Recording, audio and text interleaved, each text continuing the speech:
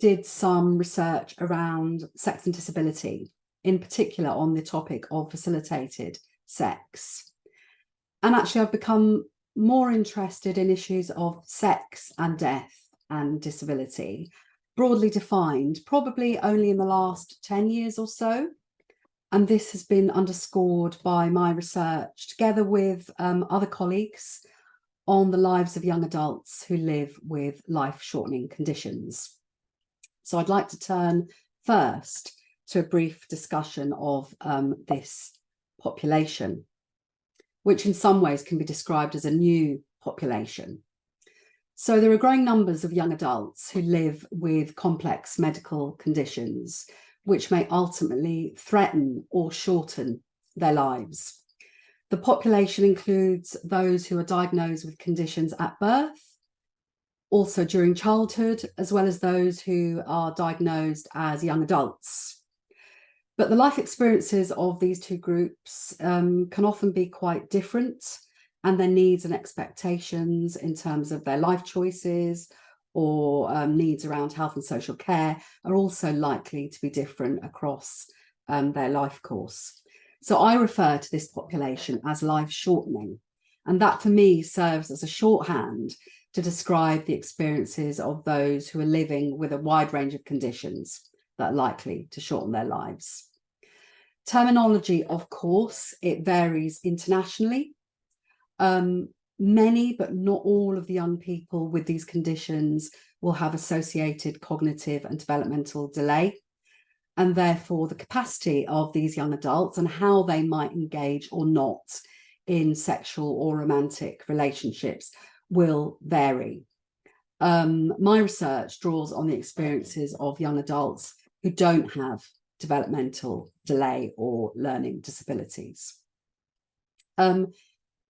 Terminology is, of course, important so that we all have a shared understanding of this group. Currently in the UK, the terms life-limiting and life-threatening conditions are used, and those I encapsulate in my sort of wider definition of life-shortening. Life-limiting conditions tend to describe those conditions for which there is no reasonable hope of cure, and from which children or young people are typically expected to die. So, for example, something like Batten's disease, which is a fatal genetic disorder. Life-threatening conditions, on the other hand, are those conditions where there might be curative treatment, which might be feasible, but often fails. And that would include different types of, for example, cancer in adolescents. Really good definition of all of that can be found on the website of the charity for Together for Short Lives. Internationally, terminology also varies. For example, in North America, similar groups of children and young adults are categorized as having complex chronic conditions or medical complexity, or they're described as medically fragile. These definitions incorporate a similar group of young people, but the labeling focuses on the complexity of their health condition. And so it sometimes excludes some of the cancer diagnoses. So obviously this leads to challenges when we compare populations across countries and where different terminology is used. Overall, there are nearly 400 individual diagnoses in the UK that are classified as life-limiting or life-threatening.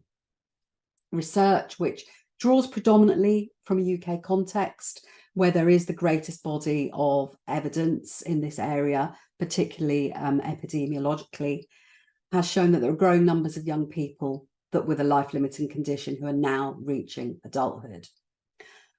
This is likely to be for a number of reasons.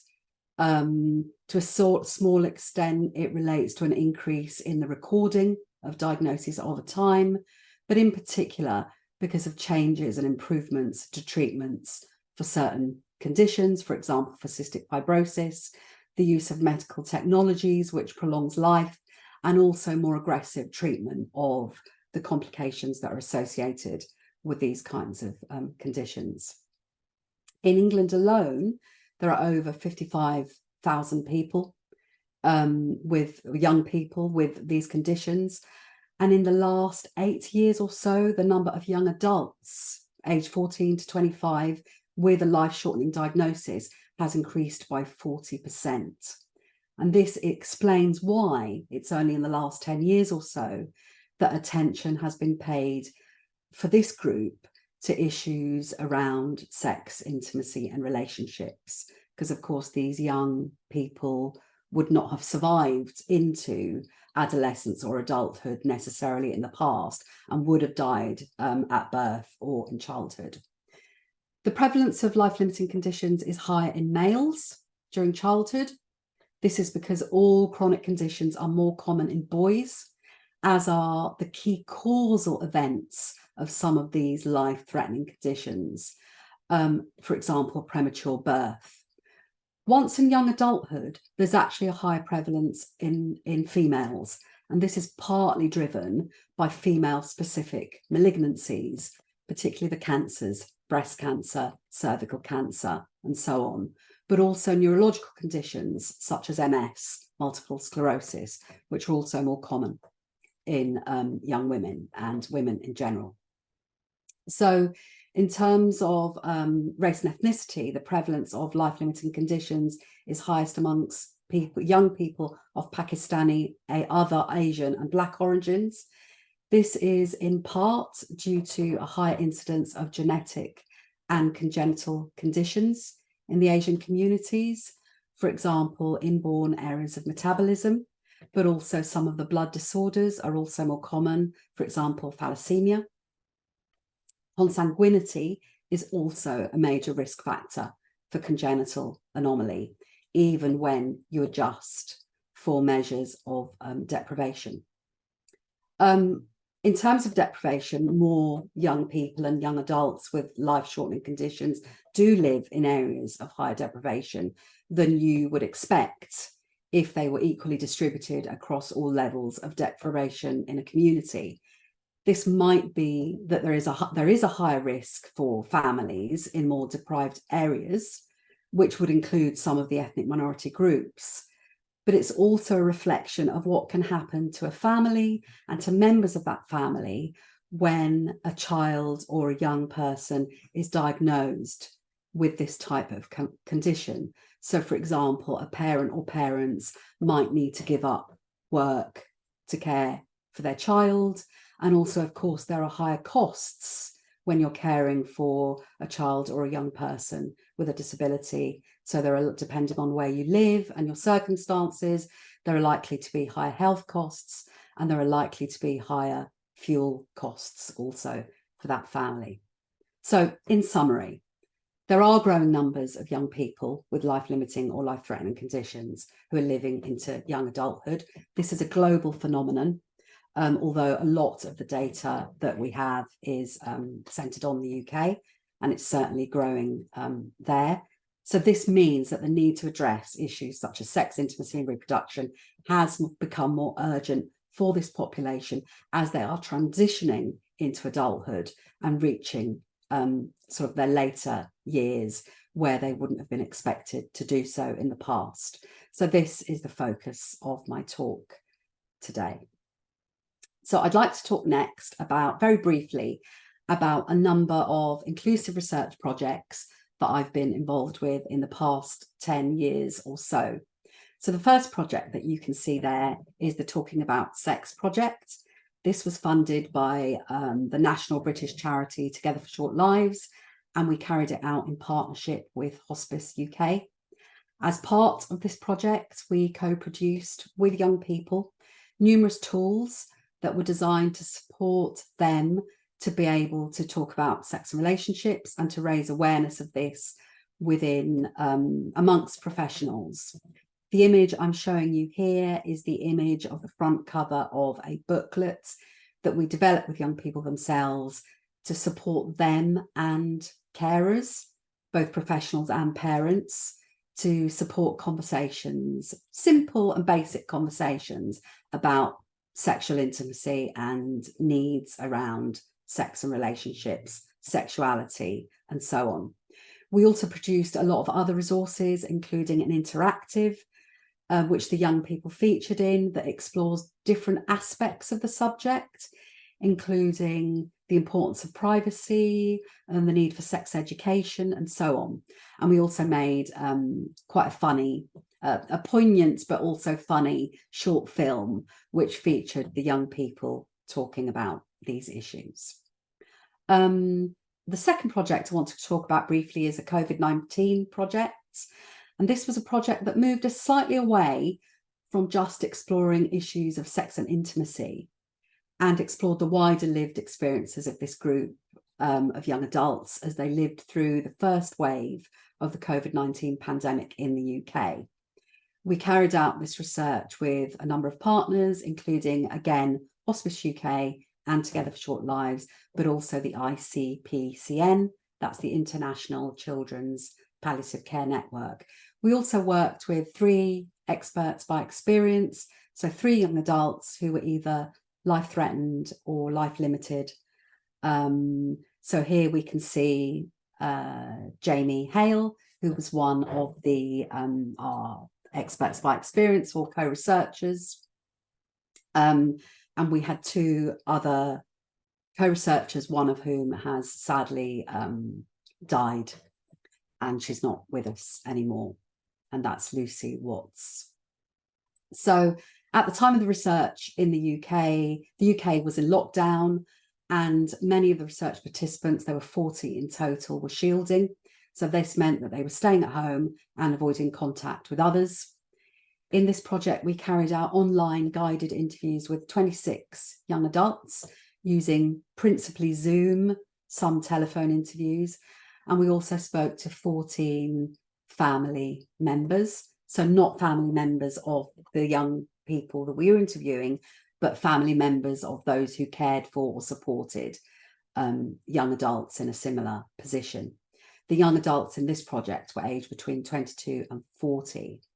So some of the data from this project explored issues of sex and relationships in the context of lockdown and shielding, the wider disruption of the pandemic in the context of being somebody who has or is likely to have a shortened life.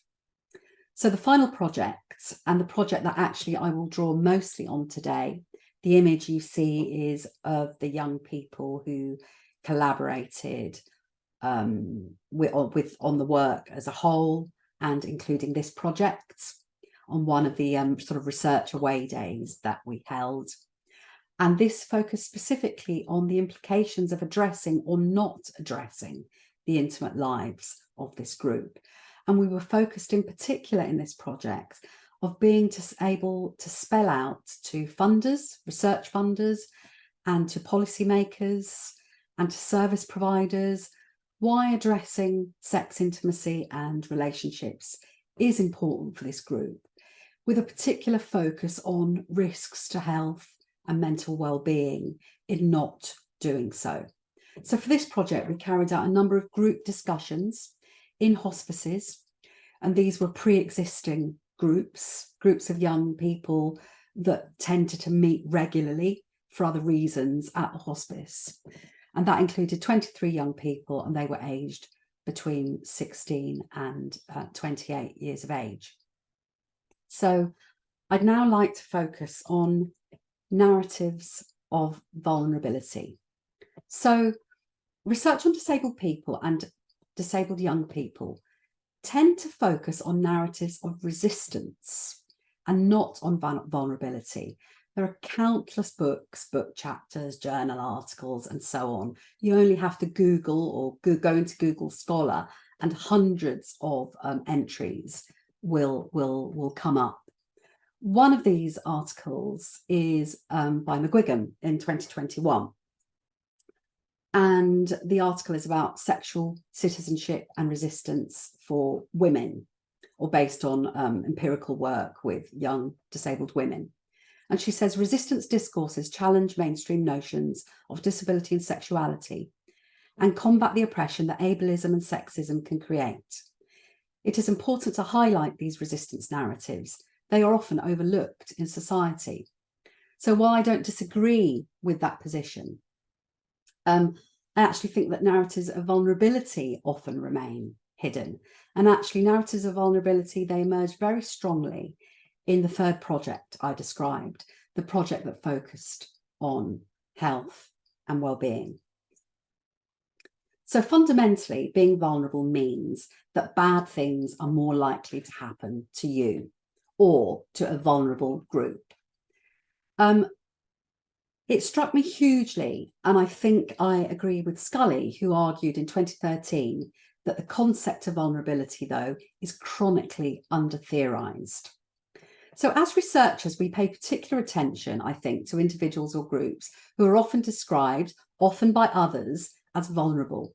Most of us, for example, will be familiar as researchers with the emphasis paid to this, rightly or wrongly, by research ethics committees who automatically regard those who are sick, those who are young, or those who are dying as vulnerable people.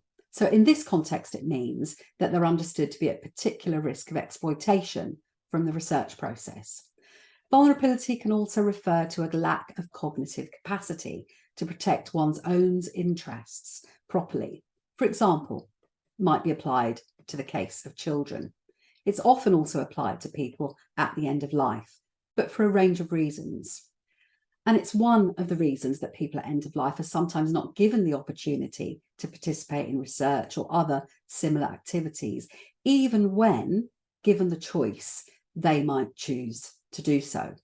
In a health context, vulnerability might refer to being in a weak position in terms of the doctor-patient relationship.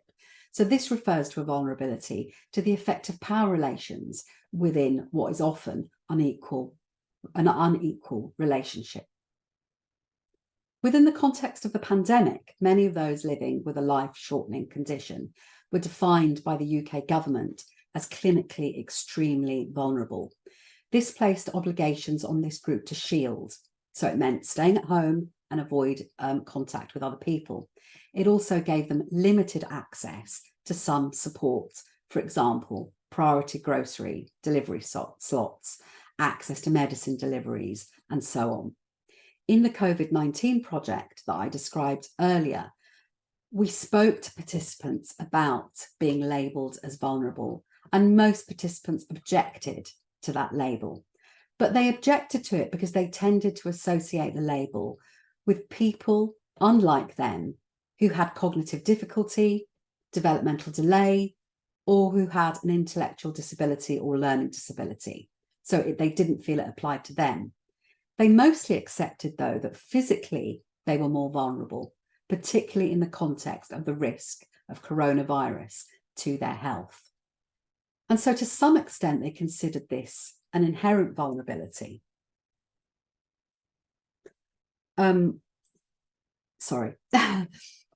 considered it an inherent vulnerability rather than a contingent one. The question of whether vulnerability is inherent or contingent is actually at the core of what I want to talk about today. So an inherent vulnerability might be seen to be innate or inevitable or a direct consequence of disease or impairment.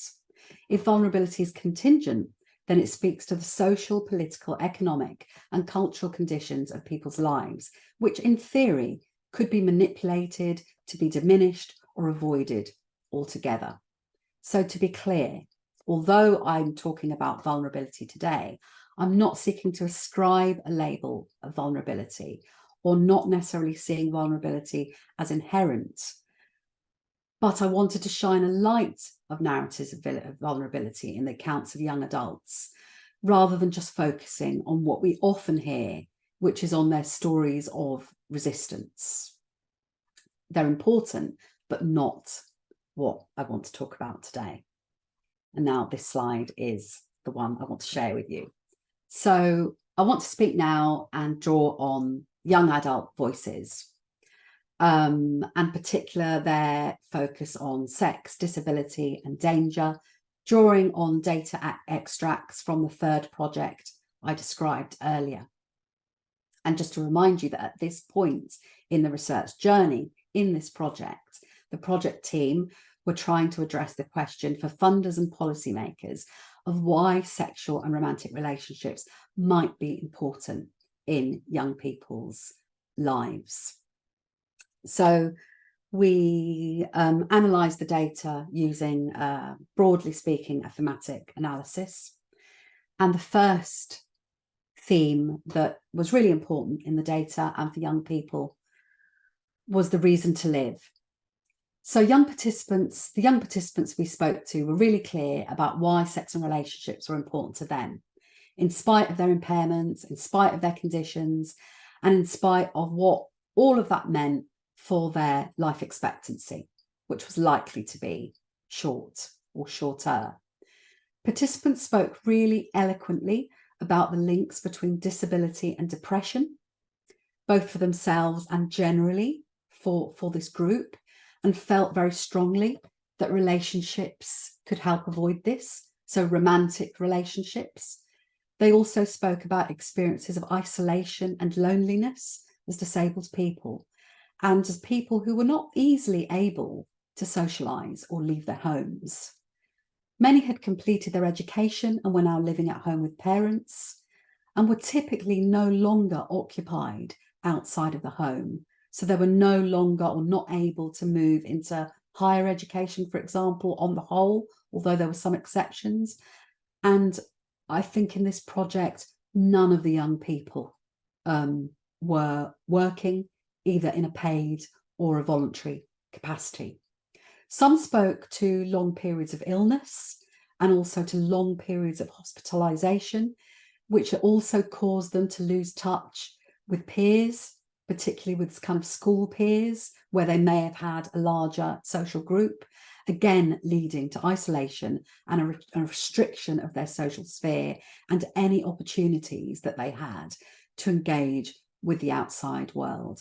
So put very simply, participants felt that having a relationship or aspiring to a relationship would give them a reason to live. So in this group, Eddie and Nadia are chatting about this. So Eddie says, relationships give you a reason to live and fight on. Nadia responds and agrees. They give you a reason to live. They make you happy. Eddie affirms his view and says they keep you wanting to live. The next significant finding in the research project was the way in which participants spoke about the normative expectations within society with regards to sex and relationships.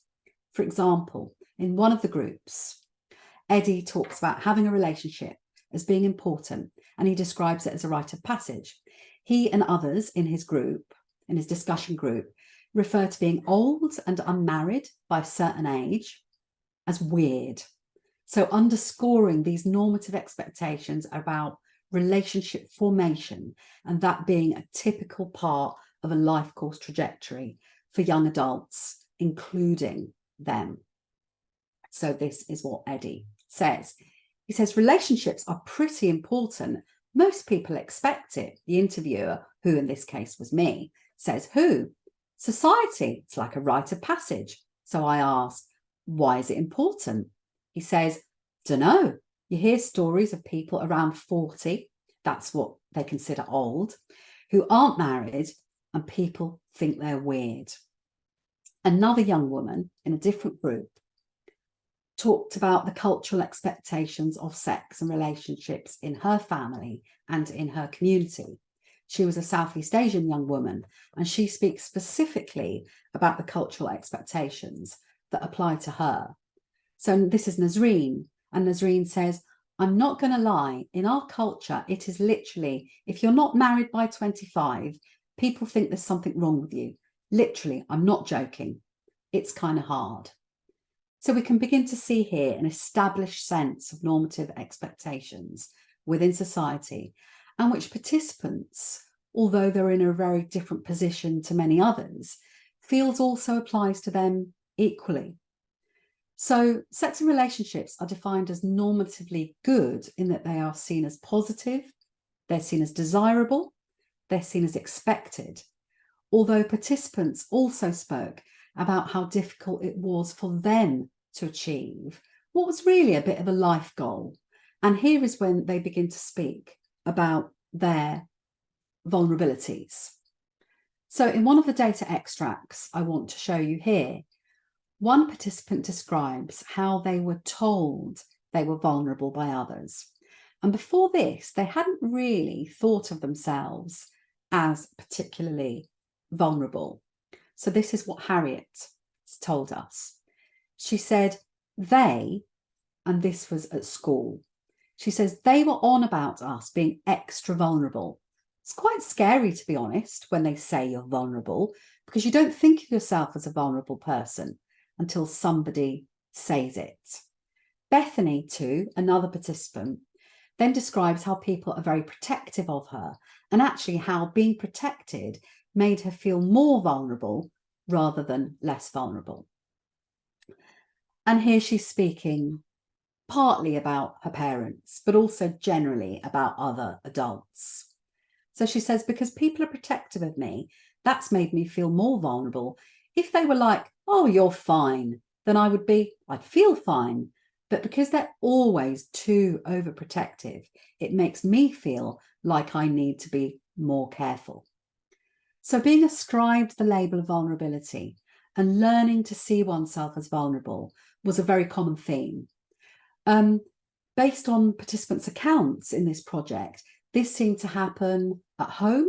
It also happened to those who were in mainstream schools, because in mainstream schools, they were othered as the disabled young person, and so they needed to be extra careful.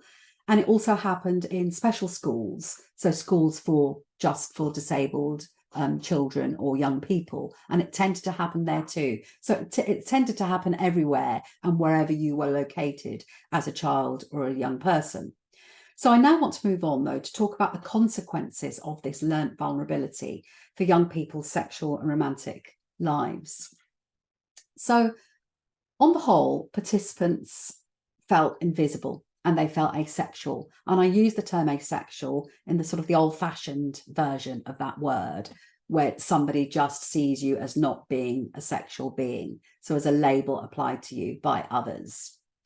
So in the next data extract I want to show you, one participant, Camille, describes his feelings of vulnerability.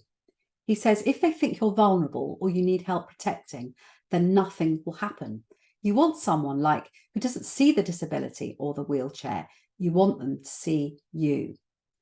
So here Camille is talking about being seen as vulnerable by others because of a visible disability, such as being in a wheelchair. This marker of vulnerability means that he becomes invisible as a sexual person. And this is what he means when he says that nothing will happen. He means that potential sexual encounters won't go any further than a brief hello or a friendship, because others do not see him as a sexual being or as a potential sexual partner. And alongside this, a theme of danger and risk was also present in young people's accounts of their intimate lives. Participants seem to have internalized the notion that they were especially vulnerable. They often describe themselves as not being confident in the arena of sex and relationships. Most of the young people that we spoke to said that they were not confident because it had been a long time since they'd been in school or in other forms of education, such as college. And so they weren't used to being around people anymore.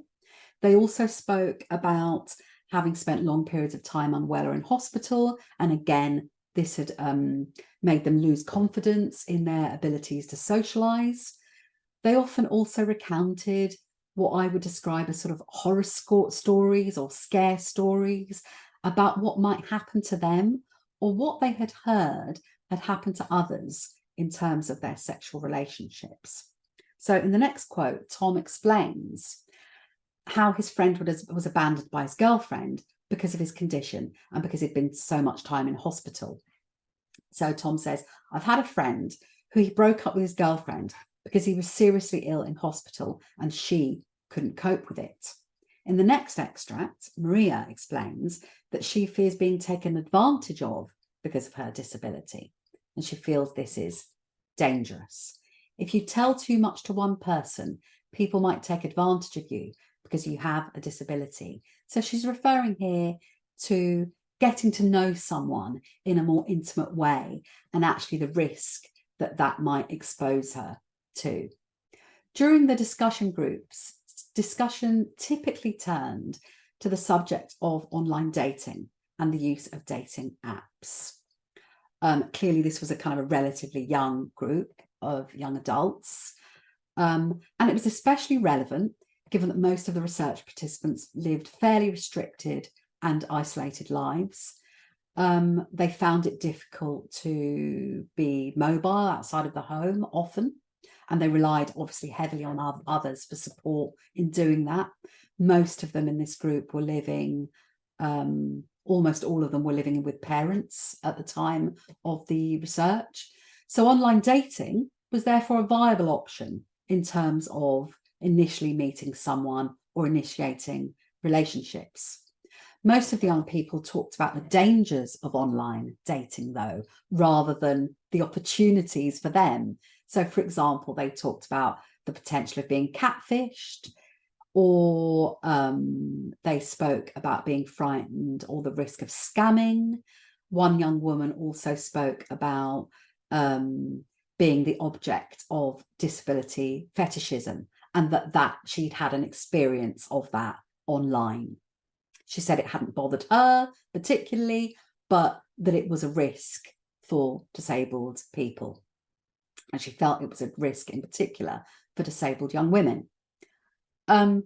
Several participants spoke about the way that anxious and protective parents either prevented them from going online or would worry about them because they were seen as being very vulnerable, generally and particularly in an online context. So here Liam says, my parents won't let me go online because you might meet someone online and you may get a shock because they aren't who you think they are. Mum and dad won't let me do things like that because I've had brain tumours and that's had an effect on everything.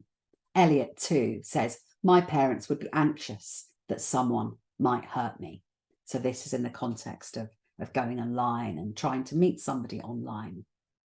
So in both quotes, participants speak about the way that parents worry about them being hurt, tricked. So this takes us full circle to the way in which vulnerability is ascribed, it's learnt, and then it's enacted through the actions and decisions, partly of young people themselves, but also the actions and behaviours of other people that are around them and close to them and supporting them in their lives. So it's of note, though, that in all the projects that I've conducted with this population and on this subject, I can probably count on one hand, possibly two hands, the number of young people who were either in a relationship at the time of taking part in the research or who had some experience of being in some type of sexual or romantic relationship. For many of the young people taking part in the project, sexual and romantic relationships were normalised and they were desirable, but they were only aspirational. Many of the young people felt that they were unlikely to achieve a relationship of this sort in their lives. And one young woman, Jane, describes how she actually no longer let herself think about the future. She says, I used to think of the future, but I don't want to think about it because if it doesn't happen, i.e. finding a relationship or other types of life goal, then I'm going to be sad because I wanted it to happen. And that's completely put me off. I don't aspire to anything anymore. So I hope you can see that actually the issues of vulnerability were actually really important within these discussions. And it's not so much about thinking about resistance to kind of barriers to being someone with a shortened life or the barrier of being disabled or being a young person. Actually, there's a lot of discussion about different aspects and different types of vulnerability. So in the research project I've been talking about today, I focused on issues relating to sex, vulnerability and disability as they pertain to the lives of this group, of this newly emerged group of young adults who live with conditions that are likely to shorten their lives. The narratives of vulnerability shone through in the data for me in a way that surprised me and contrasted with much of the literature on disability, which focuses on narratives of resistance and the way that disabled people exercise agency despite the numerous barriers they face. Through analysis of the data, I think I've concluded that vulnerability is learnt. Initially, it's a label that's applied by adults to children and to young people. And I think initially some of the data show that the label actually comes as a shock and a surprise, because young people just don't think of themselves as vulnerable until somebody tells them, usually repeatedly and in different contexts and over time, that they are vulnerable. But there is an extent to which this then, to some extent, comes to be internalized and it comes to be enacted during their lives. This is what Reeves in 2008 described as the barriers in here. So it's the emotional or the mental barriers. It's where young people are talking about no longer having confidence, not having the, even if they were to have an opportunity to socialize, which is often quite limited. They wouldn't have the confidence to strike up a conversation with somebody, never mind take it a little bit further. And it's what has been described elsewhere. Reeve has used this, and also Thomas in 2007, as a form of psycho-emotional disableism. So vulnerability is therefore assumed to be inherent rather than contingent, and as a direct consequence of impairment and disease. For example, in the case of one young man who said that his parents were very protective because he'd had brain tumours. So the vulnerability is seen to be a direct consequence of having had cancer. It's often seen also to be a direct consequence simply of disability, but also of being a young person who's within the parental home and is likely to continue to be within the parental home, even in adulthood. So in ascribing this vulnerability, it seems that young adults come to see sexual and romantic relationships as desirable and as aspirational, but they are left powerless. To me, they're left powerless and without the tools and the practices and the experiences that might support them in seeing themselves as no more or less vulnerable than any other young adult or anybody else that is seeking a relationship or dating or going online, and therefore capable of fulfilling their relationship life goals, because they are a life goal, but they lose hope because they don't see that this life goal, this normative expectation and aspiration will be reached. In the interviews that we held in a number of the projects, most of the young people would say to us that the first time anyone had asked them either about their aspirations about sexual intimacy or their experiences or their sexuality or any aspect of sex and sexuality and relationships broadly defined, the first time was in those research projects. And some of those people were in their 30s, 20s, 30s. And in the COVID-19 project, a couple of participants were aged 40. So I think that's really, really powerful, showing that it's just not seen as important for this group because they are seen as so vulnerable. So I think in ascribing vulnerability, I think that powerful adults, including parents and health and social care and education professionals, have a responsibility to also provide children and young people and young adults with shortened lives the opportunities, experiences and skills that they clearly require to minimize risk and also to live life more fully in the way that they say they want to live their lives. And for many young people, sexual intimacy was not about having sex. It was often about having a romantic relationship, having a partnership. Somebody described it as having somebody that was just for them. somebody that was there just for them and not there because they were a carer or a parent or somebody that had to be there, just having a special someone in their lives, and particularly companionship. They talked about wanting companionship and having somebody that they could do things with, go out, go to the cinema, watch Netflix together. So it wasn't necessarily about sexual intimacy, but for some it was. One, a couple of young people talked about, it's obviously controversial for various reasons, but some young adults talked about using sex workers. And that was something that they had chosen to do in the absence of other opportunities for a sexual partnership. So clearly this is important, particularly now, but because so many more children and young people are transitioning into adulthood and living longer lives than either they or other people expected at the time that they were born.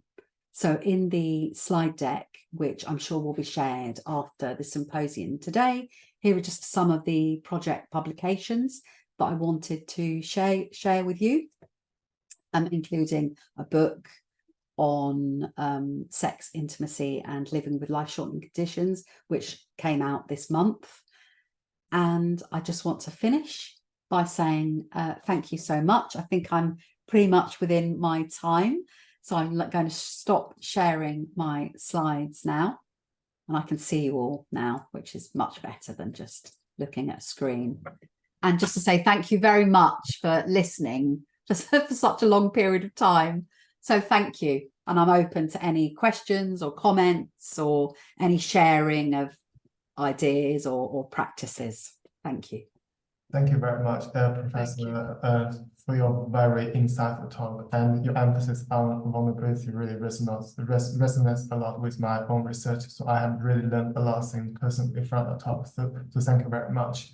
So for now, we will have around about 15 minutes for questions and comments. And if you have any questions, please first raise your hand, and then when you speak, it would be great if you could tell us who you are and where you're from. And let us know if you have issues unmuting yourself, we can do it for you. Yes.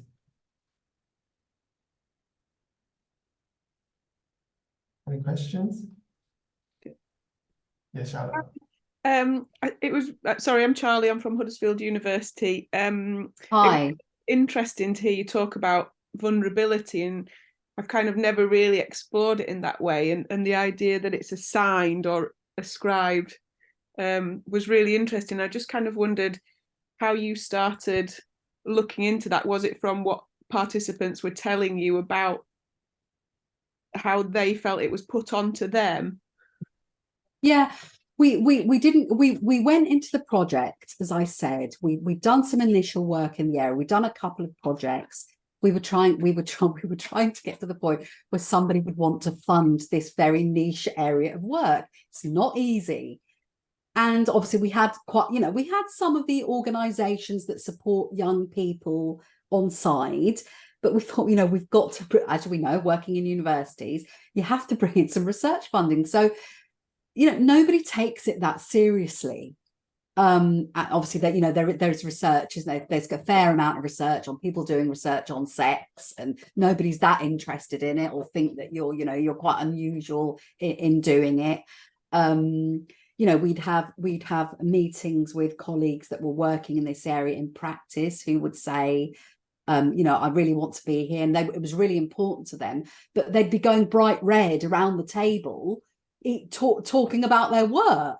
So this was somebody who was working at the time in the hospice sector, supporting young people with these issues. So she wasn't an expert in it, but it was part of her remit. So obviously, people are embarrassed about it. People don't find it very important. So we were really trying to get to understanding that it's beyond a nice to have in people's lives. Like, how fundamental is it? So it was really interesting, firstly, where young people talked about it was basically they did talk about, you know, things like depression and anxiety and other types of mental health comorbidities go alongside, for understandable reasons, for experiences for this group.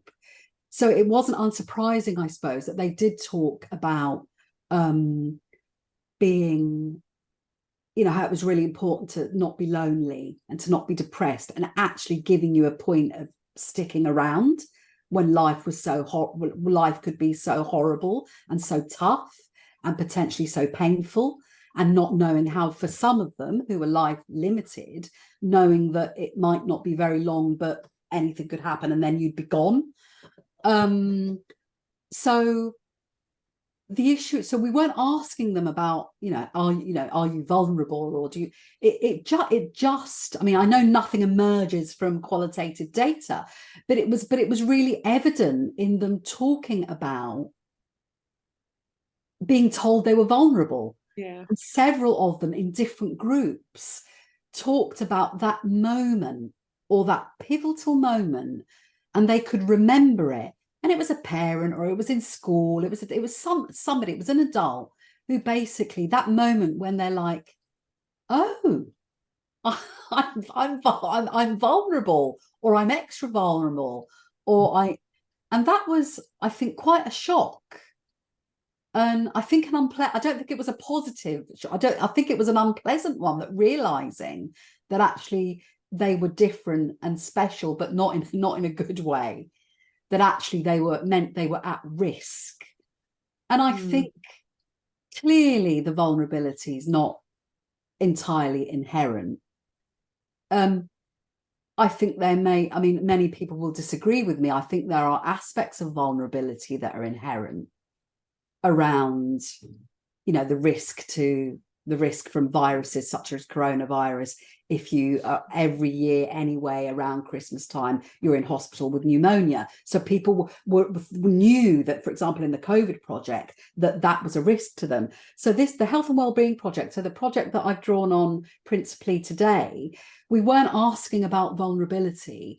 It was just there, people being told, oh, I'm vulnerable, I've got to be careful. And we talked to them about online dating, because of course it's an option. Well, it's an option for everybody. It's widely used now. And what was really interesting, which I didn't talk to you about today, is that they considered it second best. I think they saw it as an option because they were disabled and they can't get out and about. But actually what they wanted, what they thought was sort of the gold star of meeting somebody, was what I would think now would be more old-fashioned and more of my generation, is where you met somebody at school or work or the pub or out and about, and you didn't, you know, we didn't have apps when I was in my, you know, teens and my 20s. So you met people face to face, or you didn't meet people at all. Although, to be fair, I think around that time there was something just before Facebook, Friends Reunited. Don't know if any of you remember that. Or, that was a very strange thing. So yeah, but they saw it, or even though they're, I think, relatively young, and I think of a cohort where meeting somebody on a dating app is a normal part of everyday life, they considered it second best. But I think it was partly because of not being able to be out, not having many opportunities, and not having many friends, to be honest, at that point later on. Once they've left school, some went to college. Once they left college, they didn't have many friends left. And some of the young people talked about the way that, which happens to everybody, the way that friends moved on. So they'd been stuck in hospital, or they'd been ill, or their cancer had come back again, and they were behind. And then everybody, all their peers, were moving on. They were at uni, or they were at work, or they were at college, doing fun stuff. And they were principally at home with parents, with restricted access to a life outside of the home and outside a digital life. But they didn't necessarily want that for intimacy. They thought it was second best. In the COVID-19 project, which came later, we did ask people about vulnerability. We partly asked them because they were labelled as clinically extremely vulnerable by the government. The reason they were shielding was partly because of that label. They received letters that told them they were vulnerable, those that received letters or received them, 3 months after they needed them. But on the whole, eventually, they got often multiple letters telling them that they were vulnerable. But what was really interesting about that project is that I'm not sure we were going to necessarily ask them loads about vulnerability, but one of our co-researchers wanted to put that question on our topic guide. And she wanted us to kind of dig and delve into that concept of vulnerability. And it was interesting also there that when we asked that question, what initially came to mind was cognitive impairment. That's what vulnerability means. It means you've got a learning disability. It means you can't make decisions. They didn't see vulnerability as vulnerability to infection or to the virus, because that's really what it was about in that context. It was about being vulnerable to being more at risk of the virus because of a particular underlying condition. So it was really interesting that they didn't like the label, but because they thought it meant a particular thing. But then we asked them a bit more about vulnerability, and they were like, oh, of course I'm more vulnerable physically. Of course I am, because I'm, every December I'm in hospital. I nearly died last year. I've died more than once, or they've not died, they've nearly died more than once, because they've been so ill, and everyone was around my bedside, and all my family were called because they thought I was dying. And I remember one lad who also came from a Southeast Asian background saying, he's got like 200 members of family, and they were all, lining up to see him at his bedside, and then he survived. And then sadly, actually, his brother died, his younger brother died. They had the same condition, and his younger brother died, and that was not right because he was older, so he was meant to die first, but the younger brother died. So yes, so in that project we asked about vulnerability, and that was really interesting. And again, that's another example of being ascribed vulnerability formally. The only other thing, of course, during the pandemic is that it carried certain tiny privileges. Like you could get your shopping from Tesco delivered because you got on the priority list. If you got a letter, you got on the list. You might get, some of them talked about food parcels. Some of them didn't want them, didn't need them, but some participants said they wouldn't have been able to eat, and that it really, really helped the family finances because parents maybe had not been able to work or had lost jobs, and maybe had already been in more precarious types of employment anyway. So actually the food parcels were a lifeline, and they were linked to being labelled a vulnerable person. So in that project, we talked about, I suppose, the different facets of the advantages and disadvantages, I suppose, in that context of being told you're vulnerable. And there were some, I think, small benefits of that kind. Sorry, I've rambled on. Does that answer your question? It's really interesting, like what you were saying about the ethics forms at university, when it's like if it's to do with people, animals, blah blah blah, you're automatically going into a high risk ethics form, and that idea of it's just stating vulnerability. But interesting about the COVID thing, because I have a liver condition, and so I was automatically vulnerable, and it's like I don't feel vulnerable, and it's that idea of how you feel. I think that's really interesting. So no, thank you for that. It's great. Thank you for the question. Thank you. We have a question from Christian. Yeah, thank you so much, Sarah, for your keynote. That was very, very interesting. I found that this kind of theme of isolation, confinement, was quite strong in the kind of data you talked about. I would be kind of interesting whether you could relate to some stories of those who got support, or to meet people, or who just took initiative to meet people, Maybe also of the stories of those who decided to meet sex workers. What was the kind of response of their kind of family peer environment? So I was just wondering whether people were talking about that aspect of what is I mean, necessary to go out to make that step, and how do others facilitate that or not? And So in the kind of if I take all the many 4 or 5 projects that I've been involved in as a whole, yes, there are examples of people being supported. So one of the reasons that in the project I spoke about particularly, the reasons those pre-existing young people's groups existed in the hospices was actually because of trying to provide them with somewhere to go. I mean, it wasn't a youth group as such, but I think there was an attempt to kind of provide them with an opportunity to come together. And actually part of the reason, so in the work we had, we set up what we call the Sexuality Alliance. So that was involved, that included, the academics, practitioners, policymakers, some family members, but also lots and lots of young people were involved. And a big reason that they came and wanted to get involved, because actually they saw it as something social.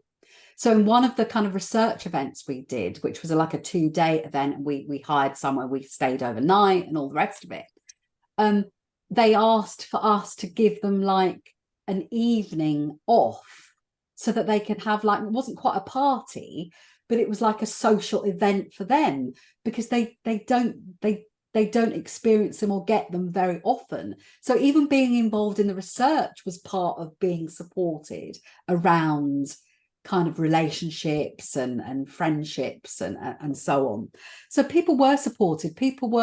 Sometimes they were supported by PAs, so personal assistants.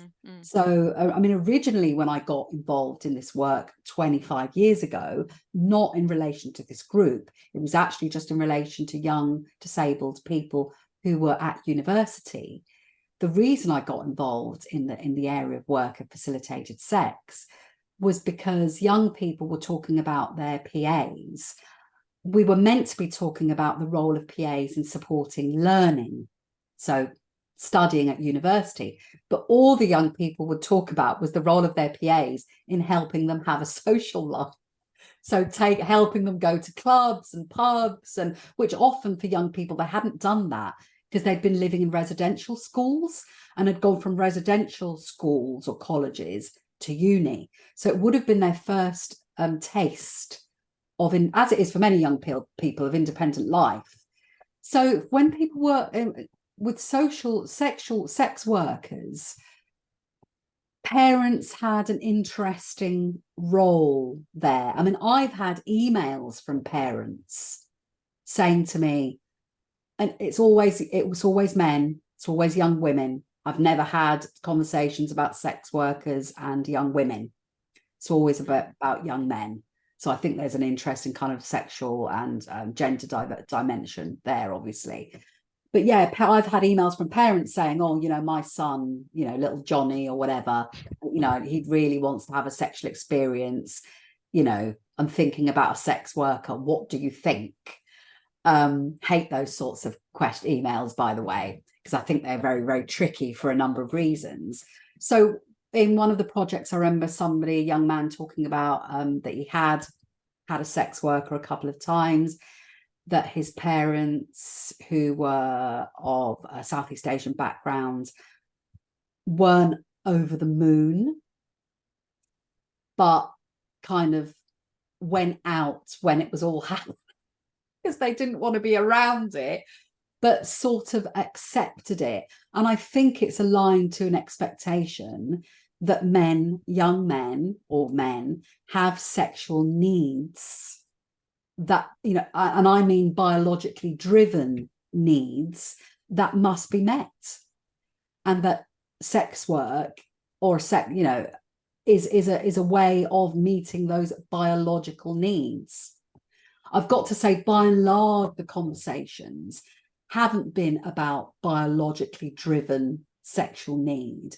A lot of them have been more about about companionship, about romantic love, about companionship, and so on, rather than that kind of idea of sexual drive. But it's certainly there, but it's there in the young men, which is not an unexpected finding. It's what you would expect probably to see. Does that answer your question? Yeah, certainly. Thank you. That was very interesting. I found it interesting also what you said about the role of PAs and personal assistants, because I personally worked as a personal assistant for people with disabilities and chronic illnesses for a very, very long time. But yeah, I find also this whole kind of question of, sex work interesting. I found it interesting that you saw such a strongly gendered dimension in that. Yeah. And I sort of also, I've been sort of, noticing discussions also in the disabled rights movement, where very often, people also emphasize, let's say, the demand a kind of a more institutional support, facilitating relationships and sexual relationships, including of sex work. Yeah. But again, it has, a particular gender dimension. I find, very interesting observations. Yeah. Thank you for sharing. It does have a gender dimension, I think, and I think the dilemma is, of course, because disabled people or people that are chronically ill can't necessarily keep their sex lives. They're not private. They're typically private for others, if you want them to be, and they're not always. But for people that need support, clearly it can't remain in the private domain. So it must come. It enters this public domain, and then you have the question of how should or can institutions support this activity? So one of the reasons this became of interest within hospices, because children's hospices began to deal with teenagers, and teenagers want to do things that 4-year-olds don't want to do. They want to drink, they want to smoke, they want to have sex, they want to go out. So they had a problem of what they did with this group. And so one of the reasons one of the hospices started to think about this area of work is that a group of their lads that used the hospice service wanted to go to a lap dancing club. So there was a whole, which they took them to, and there was a whole, I think at board level, there were discussions about how could they do this without bringing the hospice, which was a children's hospice, which relies on donations for little sick children. How could they do it without ending up in the tabloid newspapers? So they decided that none of the staff who attended could wear any clothing that said so-and-so hospice. They had to hire another van that wasn't the hospice van, which would have had the big hospice logo. So nobody would see that the hospice was supporting a group of young lads to go to a lap dancing club. So these are the kinds of how you give institutional support without being overtly supporting issues around kind of sex and intimacy for this group, which often they were adults, are perfectly entitled to go to a lap dancing club. The question is whether institutionally they have a right to be supported with that kind of activity. And I have to stop now because our time's running out. But other issues that they deal with is, should the young people be allowed to watch porn? And how do you protect others from who don't want to view porn? Can you set the porn up for them? Or if they can't, if physically they can't access a screen and so on. So they're dealing with all these sorts of things. So this is why it got onto policymaker and funder agendas, is because it became a problem for organizations. If you don't mind to share, like I just think of one example of a non-institutional, let's say, support structure. When I had attended a conference on intimate relationships in Coimbra in Portugal a few years ago, the intimate research project. They showed a documentary of a queer group in Barcelona who organized kind of sex and cuddle parties for people with chronic illnesses and disabilities, which of course, also from the gender aspect was, let's say, more fluid, more diverse, and queer women were part of that kind of network as well. Yeah. Thank you. I think it's time. Thank you. Thank you. Thank you, Professor Sarah. Thank you for your talk, and also thank you for the questions and comments.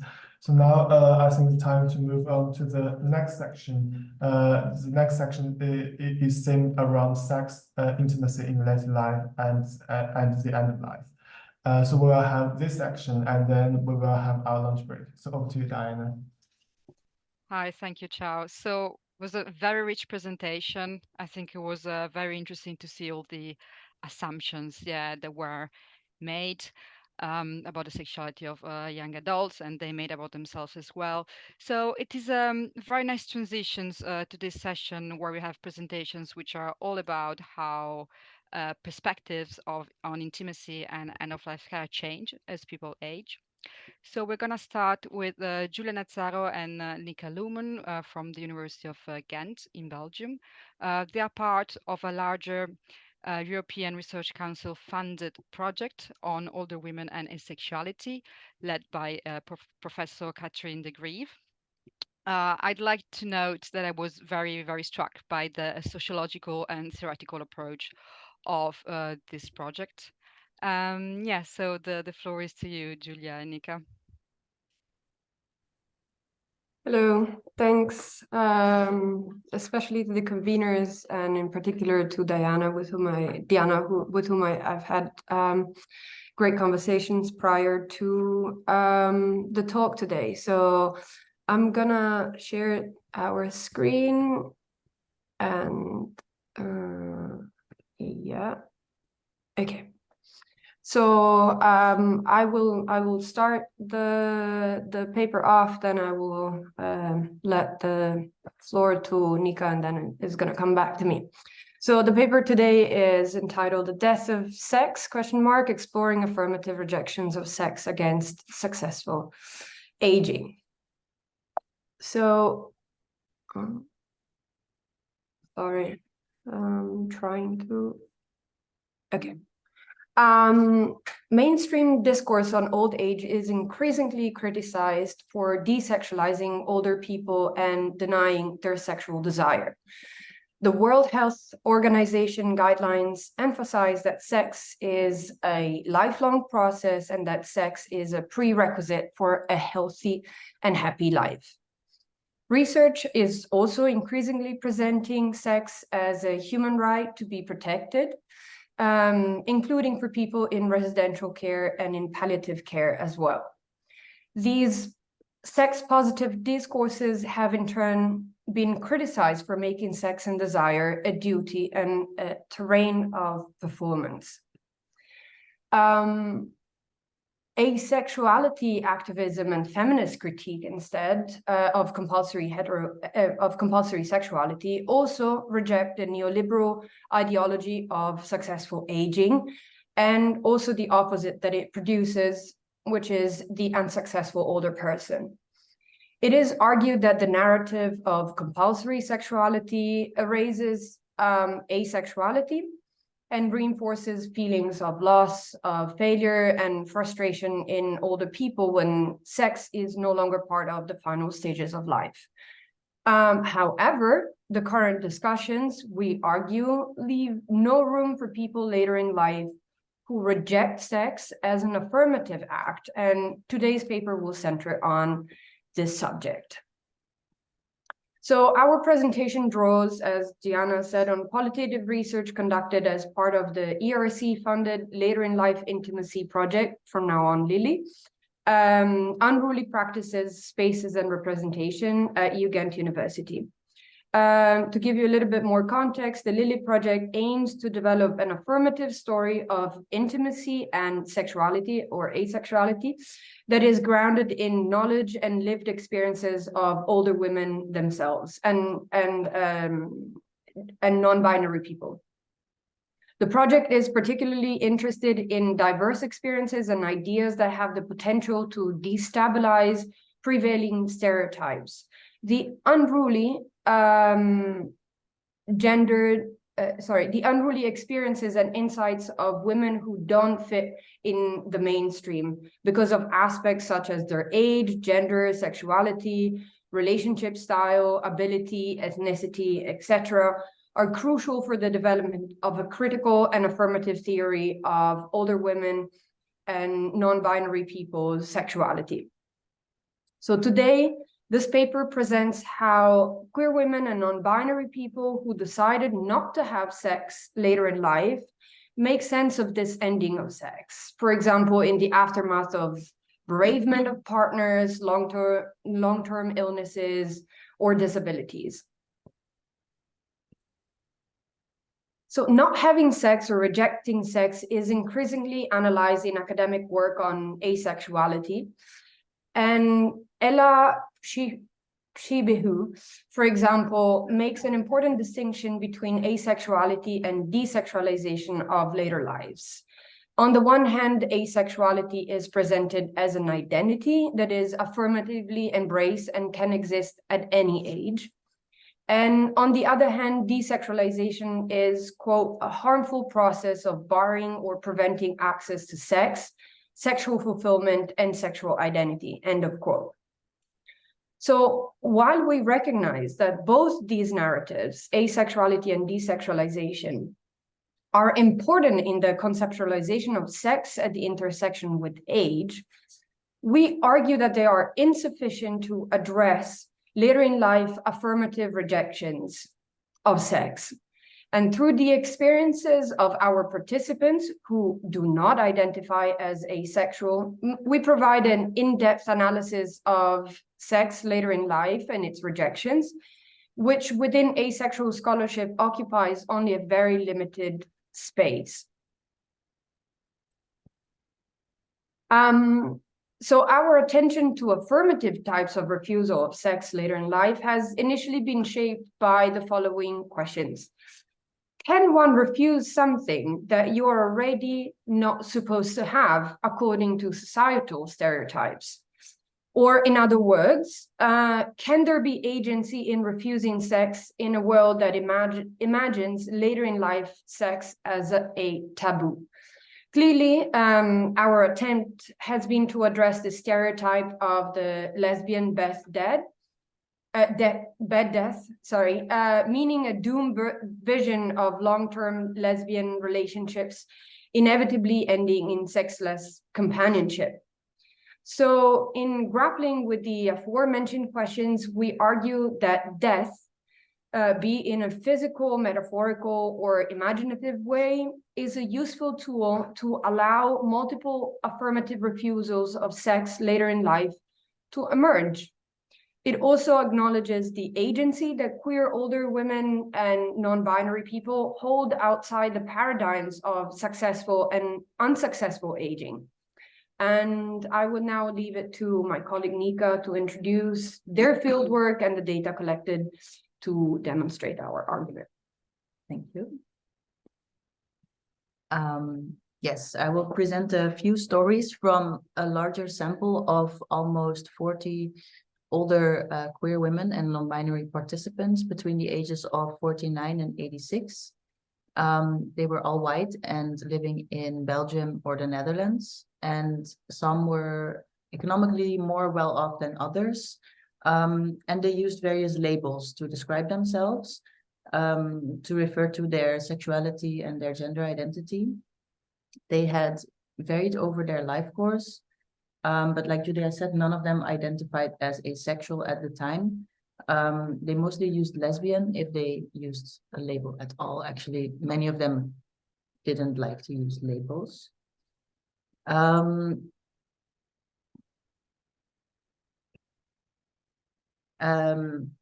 Some of the participants, they lost a romantic and or sexual partner throughout their lifetime or quite recently. And one of them is Adrienne, who was in her 70s at the time of our conversation. And she described no longer being sexually aroused, But more importantly, she had lost 2 long-term partners in the last decade and a half. Her first partner died after a long-term illness, and her second partner died more unexpectedly. And this experience of losing 2 partners in not that long ago, shaped the way that she felt about finding a new partner or finding a sex partner at the moment. And she said, my future is shorter than my past. So practically seen, sometimes I think I'm not doing this again. It could be someone that I have to take care of, and I might lose someone a 3rd time, and I don't feel like it. So for her, meaningful sex would take place within an emotional or romantic relationship. And she did feel that she might be interested in sex if it was in the context of such a relationship, but not being sexually aroused, in addition to the feeling of coming closer to death or an ending of her life, and also that of her potential partner, made Adrian reluctant to look for a partner, to actively do so. And she actually preferred to spend time differently. So she preferred to spend time with her friends, and she was working as a volunteer a lot. Then death was also used as a metaphorical language a lot, to describe a change in their sex lives or in their libido or in their sexual arousal. And it implied a sort of ending to something. So Adrian, who I just mentioned, she said that sex was almost like a closed chapter. Then Valerie was almost 60. She said that the sexual part with the lesbian bed death has been almost 0. And Laura, who was in her 50s, said that her libido had died a peaceful, satisfied death. For Laura, this didn't mean the end of a straight line, actually. She had described that throughout her life, her interest in sex had fluctuated a lot. And in the years before she had her menopause, she described that she had been on the hunt for sex. So this need for sex disappeared when she started menopause, and she used death to describe that change. And she described that she did not expect her interest in sex to come back. So it really felt final for her, this change. So then deciding to abstain from sex was not really presented as a choice by these participants, but more like a natural result of growing older. But in a neoliberal and capitalist society, where sex is compulsory and growing older is considered a bad thing, it is also presented as preventable in dominant narratives of aging. So in narratives of successful aging, people are made individually responsible to stay young, quote unquote, through hormone therapy or using lube or finding new partners. There's many dating platforms specifically for older people. So in this context, our participants were actually choosing not to do this. And in 2010, Brianne Faz wrote about radical refusals on the anarchist politics of women choosing asexuality, which was a very inspirational paper for us. She explored the viable options for anarchist sexual politics by recognizing that the refusal of sex may reveal different ways to exercise social and political power.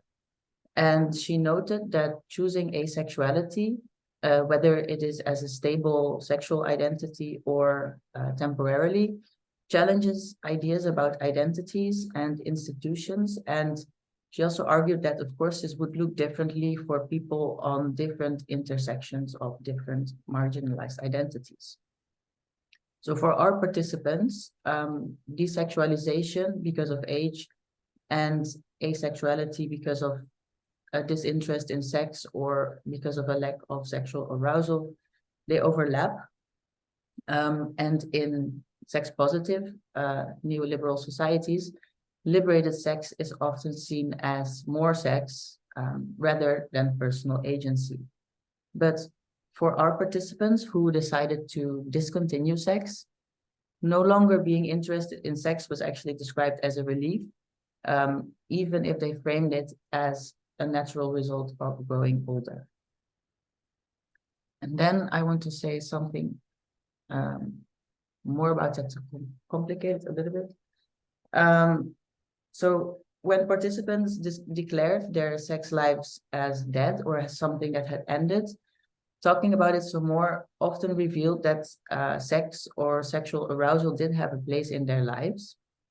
So both Adrian and Laura described how they would masturbate from time to time, for example, mostly in times that they were stressed, because it helped them relax and it helped them sleep.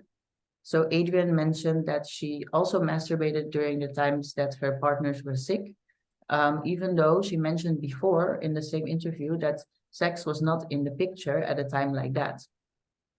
So that is not to say that she was contradicting herself, but rather that the definition of sex that is often used may be too narrow or is insufficient in capturing our participants' experiences.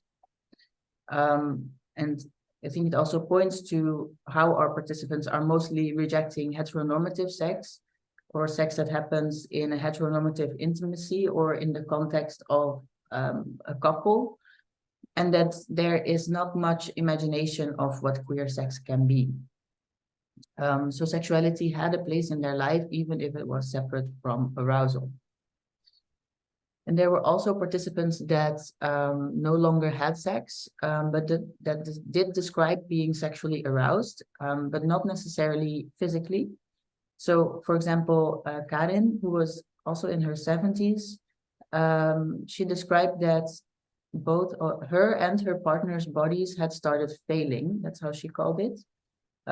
They were dealing with disability. She was actually dealing with disability throughout her entire life already, but it became more difficult as she got older. They had several surgeries and chronic pain. And she described that as defining in their sexual relationship with her partner. And on top of that, she took medication, of which it is known that they do something to your libido. And so she described not really being sure what her normal state was. That's how she called it. So sex and sexuality became something mostly located in her head, and in memories and in her thoughts and in curiosity. So it had a place there. But also, like being shown on the slide, she was very critical of the sex positivity in the narrative of successful aging. And she expressed that by saying, and her voice really increased when she said this, everything in society is oriented towards sex. And now you also have to enjoy it when you get older. And I think, oh yeah, enjoy what? I don't believe it. The story that is presented to us, and that's the end of the quote. Sorry. I don't believe it, the story that is presented to us. So she refused that the good later life, the way that it is presented, has to include sex for it to be happy and successful. And I will leave it at that. And yeah, I'll just take over for some concluding thoughts about like unsettling linear narratives. So when looking at affirmative refusals of later in life sex, the relationship between sex and death was evident in our data, as we just saw in Nika's presentation. So in the conclusion of this paper, we come back to the question in our title. So the death of sex, ? Or we can put it differently. So in what ways the death of sex remains a useful concept for the interpretation of affirmative refusals of sex later in life? And are we equating the lack of or the absence of something with death? Can we do that? So the death of sex is more than a catchy phrase, we think, or a sexy interrogation. We uncovered how death is a useful concept to articulate later in life sex outside paradigms of successful or unsuccessful aging. Paying attention to the idea of metaphorical death gives significance and validation to the death of libido, as well as to the unwillingness to resort to hormone replacement therapy to resuscitate it. The liberation from the libido, however, does not equate with the lack of self-pleasure, which in itself questions monolithic narratives of what counts as sex and intimacy later in life and what successful and unsuccessful aging means. So shining a spotlight on affirmative rejections of sex, we strongly claim is necessary in today's scholarship on later in life sexuality. In itself, it brought into question the meaning of sex. And for example, the lack of sexual acts did not mean the absence of conversations around sex or the disappearance of sexual arousal. It is clear how our data points towards a much needed dislodging of linear narratives around later in life sex, even within useful paradigms such as asexuality and desexualization. And even further, going beyond compulsory heteronormative romanticism allows us to see more complexity than they currently exist in narratives of successful aging, sex-positive narratives, and the discourse around medical intervention to postpone growing older, such as replacing hormones and such. This is not only too heteronormative to capture our participants' narratives, but there is also a refusal in the way our participants counter the contemporary capitalist colonial context in which compulsory sexuality and sexual activity are important for one's identity and place in society. So our participants are not looking for sex, they're happy with memories of it, they're talking about it, or they're talking about the lack of sex, and their sexual activity at times does not disappear. So our participants' narratives point towards an affirmative rejection, not just a neutral one or a biological change, which would seem apolitical. Simultaneously, affirmative rejections of sex, which we provokingly call the death of sex, is not utilized as a tool to reject or postpone death itself, as successful aging accounts would want, and in using a slogan, stay healthy and death will be out of sight. So even further, the participants' narratives also question the idea of death as terminal and conclusive. And here we want to wrap up this paper with a reflection that question death as neutral or simply happening. In attempting to open a meaningful dialogue around death and sexuality, as we hope to have shown in this paper, however, we cannot avoid asking ourselves whether using death as a concept to explore affirmative rejections of sex in old age isn't in fact ageist itself. Ageist because it presupposes that death happens later in life and therefore forces old people to ruminate on the significance of life and death more so than at other stages of life.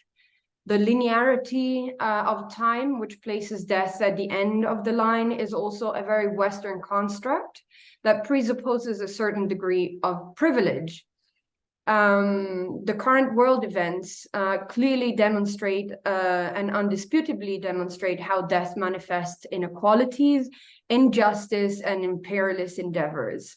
Dying a natural death suggests the coming to an end because of old age, living unquestioned its political facets. But who is afforded such death? This is especially true when thinking about queer lives which face the risk of higher levels of premature death due to violence, for example. So in conclusion, it is very clear that death needs to be problematized further to avoid the reification of ageist and Eurocentric understandings of it. Yet, in the context of our current data, methodologically employing death as a tool for inquiry into later in life sex allowed for a new articulation of sex itself to emerge. It showed that affirmative rejections of sex later in life exist and are practiced, which is a possibility that older women are largely robbed of in the current narratives. In reclaiming the sacrosanct agency to affirmatively reject sex in later life, it is equally imperative to allow for the multifaceted conceptualization of what a rejection is and entails, and how it is experienced. So we hope to have demonstrated that the conjoint analysis of death and sex unveiled an urgent conversation around affirmative rejections of sex, the embracing and analysis of asexualization and desexualization and their impact on later in life queer sex. So thank you for listening. We're gonna stop sharing right now. And yeah, we're gonna open the floor to questions. Thank you very much, Giulia and Nika. A lot of things, very, very rich. I have a lot of questions. I might start with the first one, but of course, please gather your thoughts and let us know what you think. So, yeah, this the death of sex, the use of this metaphor, it really struck me, and I wonder if you could, you know, I know you spoke about this at length, but it was so much that if you want to say a few more words, because to me it was very peculiar that in a way there is an equation of sex with vitality. If you say the sex can die, yeah, and you wouldn't use in discourse the death of for instance, you stop practicing sports. This is also something that many people do, or you stop gardening, or you stop doing like Sudoku, but you were never called that the death of your active body or the death of your intellect, or at least I've never seen people using that. So yeah, I wonder that if you could speak a little bit more about this, also because it's the theme of the symposium, by chance. Yeah.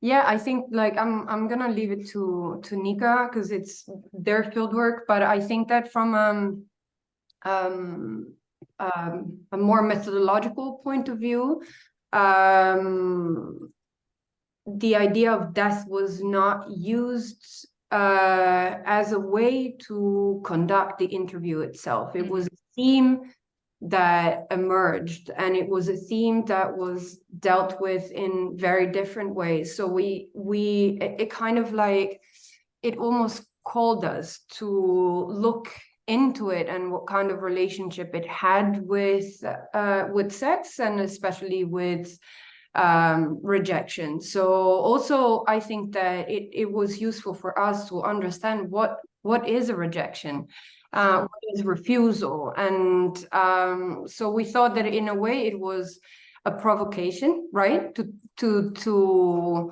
look at an absence or the lack of something, a death, but also I think it was to be true to the data and really let it speak in a way in which the participants had let this concept emerge. But yeah, I'm gonna maybe you have more on this. Yeah, I think it's very important indeed to say that it was really coming from the data and it kept showing up. And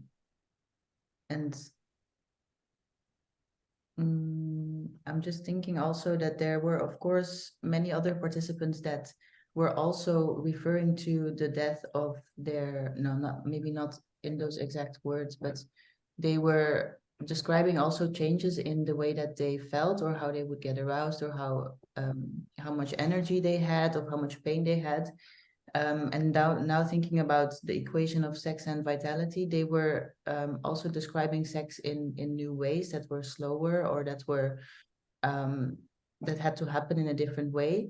And all of these stories really showed how there is very little space to talk about how it can take a new shape to have sex with a body that is changing, and that's really the overlap of studies on disability and later life and sex really come together there, where I think vitality is a good thing to think about. Yeah. Yeah. I know that Mara Pierre is also on the call. I'm sorry to pick up on you, Mara, but I know you've been doing work on chronic illness and LGBTQ people. So please, feel free to raise your hand if you're around. But another thing I noticed was, in fact, how all these equations that we often assume between arousal and a desire for touch, or solo sex and sex with others, that it looks like they have to be together, sort of one implying the other. Well, this was not true. Yeah, they saw them as completely independent. Participants said they would experience those independently. Was this the base for then the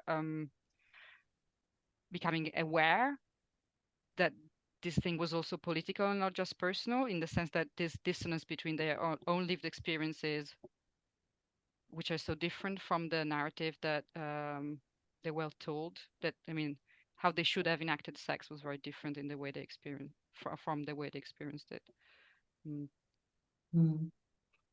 Yeah, they many of them expressed a little frustration with the narrative that is there, and so they found so many other ways to have this need to be together, or they would call it skin hunger often.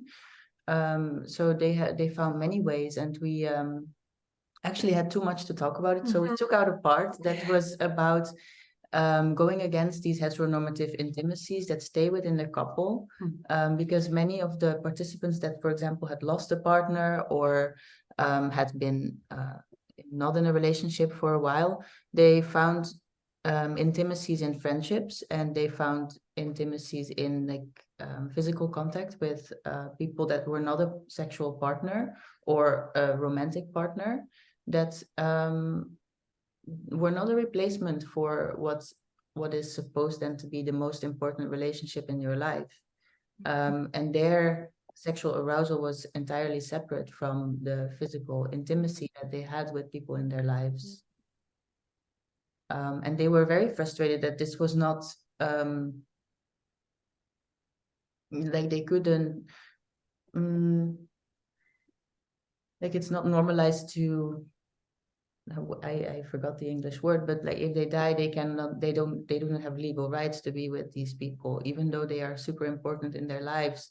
Then they really started to pinpoint how society is built on this idea of the heteronormative couple, and there are the ways that you can legally be secure, but they were not. They were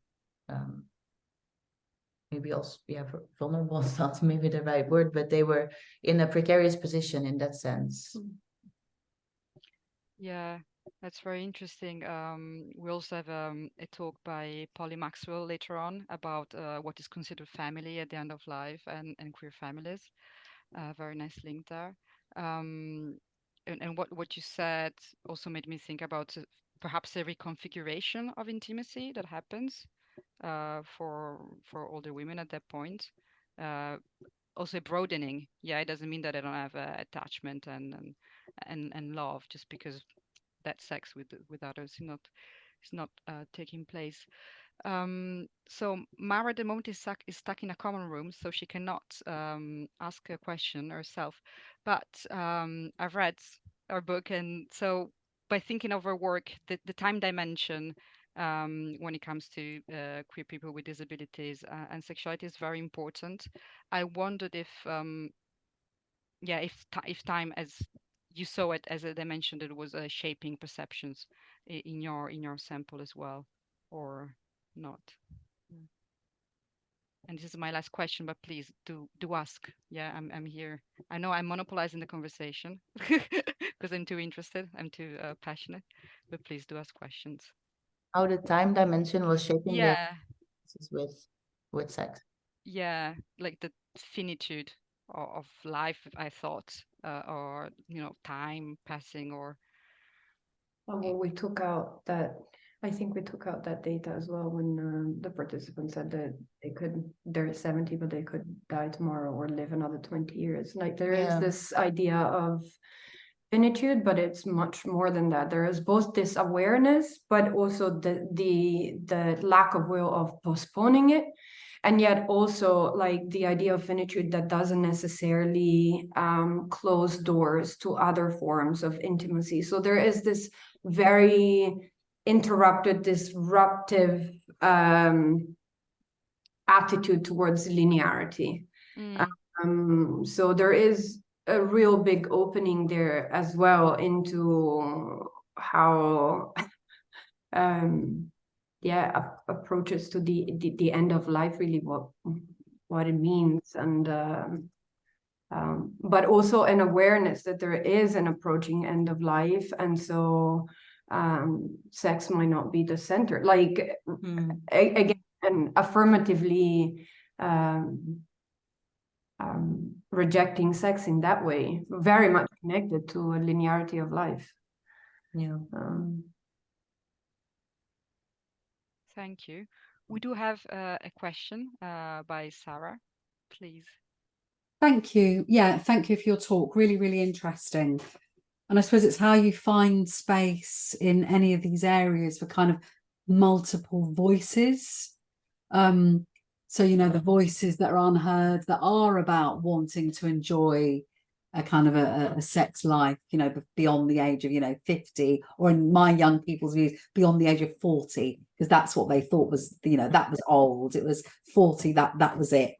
I suppose I wanted to ask you about the issue of kind of solo sex or masturbation. So did your participants see that as sex, or did they see that as a rejection of sex? How did they conceptualize that?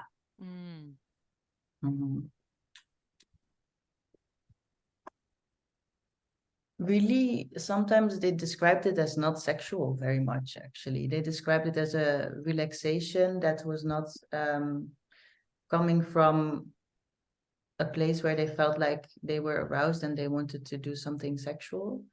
And then in their narratives, the rejection was not very clear, I would say. Like it was not linked.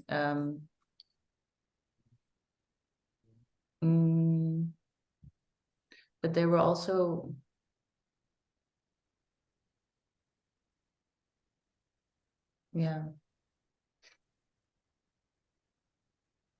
I'm not really sure how to answer. Like it was not, with masturbation, it was not very clear how they exactly saw it, especially because they were sometimes really talking from this narrative of sex is happening within a couple. And I suppose that's why I asked you the question, because I was slightly confused as whether it sat as being as part of a sort of sexual continuum or not.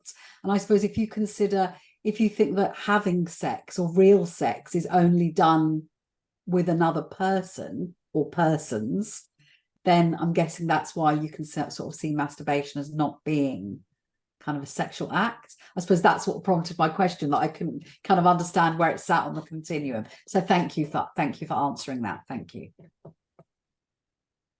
Yeah, what I gather from other literature on asexuality, which of course is a spectrum, it is this idea of erotic desire and touching yourself can be totally different things, and sometimes touching yourself is not like the consequence of being erotically aroused by imagination or fantasy. It's just you know, you feel like scratching your body basically. This is or like relaxing. So it a different way that perhaps many sexual people would speak about it. Yeah. So that's present in the literature. Not able to give you the reference at the moment, but I will in the future. So perhaps I only have like one last question. When you speak of rejection in your analysis, yeah, Nika and Giulia, is this because it's an aware rejection, like it is reclaimed? I stop, or it is more a recognition of a desire that has changed? Yeah. Okay, to just make sure that I understand your question, Yes. are you asking whether, for example, our participants verbally acknowledge or describe their current sexual life status as a rejection? Yeah.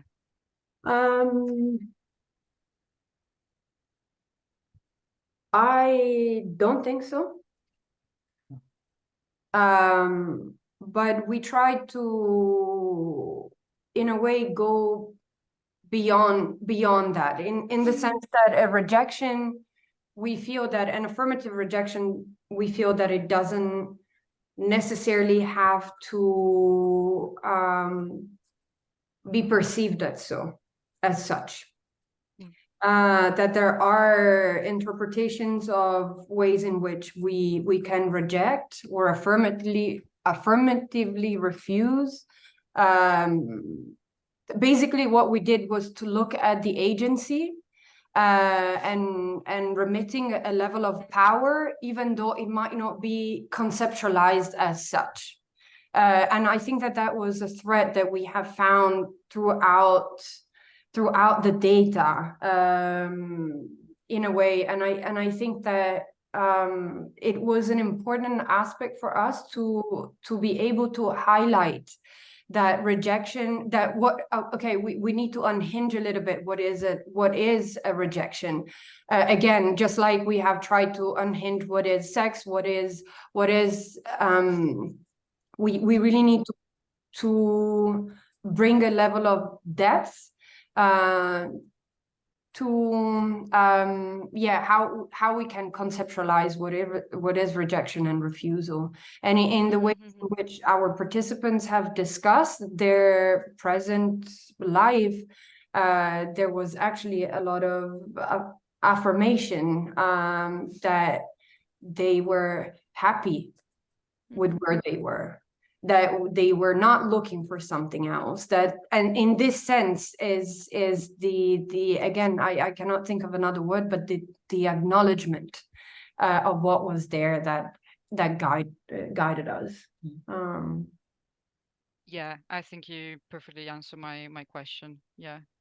So it's it is acknowledgement, because sometimes I also thought about perhaps a feminist strike against sex, or the fact of having to be reproductive, which does not mean you do not want sex anymore, but it means you're withdrawing it from the social landscape for political reasons. But this is different. It is is recognizing a change in your desire and embracing it. And just one last thing that I want to say, that this is within the framework as well of our project, because we're looking at like unruliness, right? And how, we want to go beyond that kind of manifested sense of rejection, that there are a lot of places of unruliness that are like relatively slippery and quite hidden, that can come forth. So that idea of rejection and refusal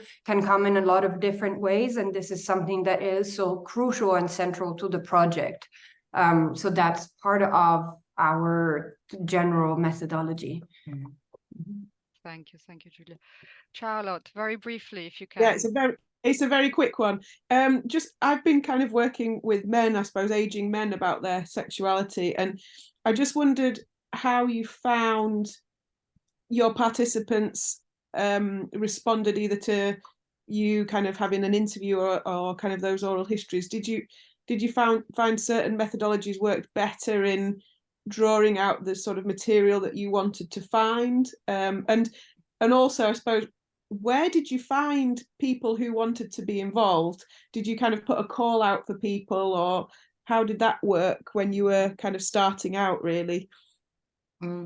Yeah, I put out calls. It was also during COVID. It was a bit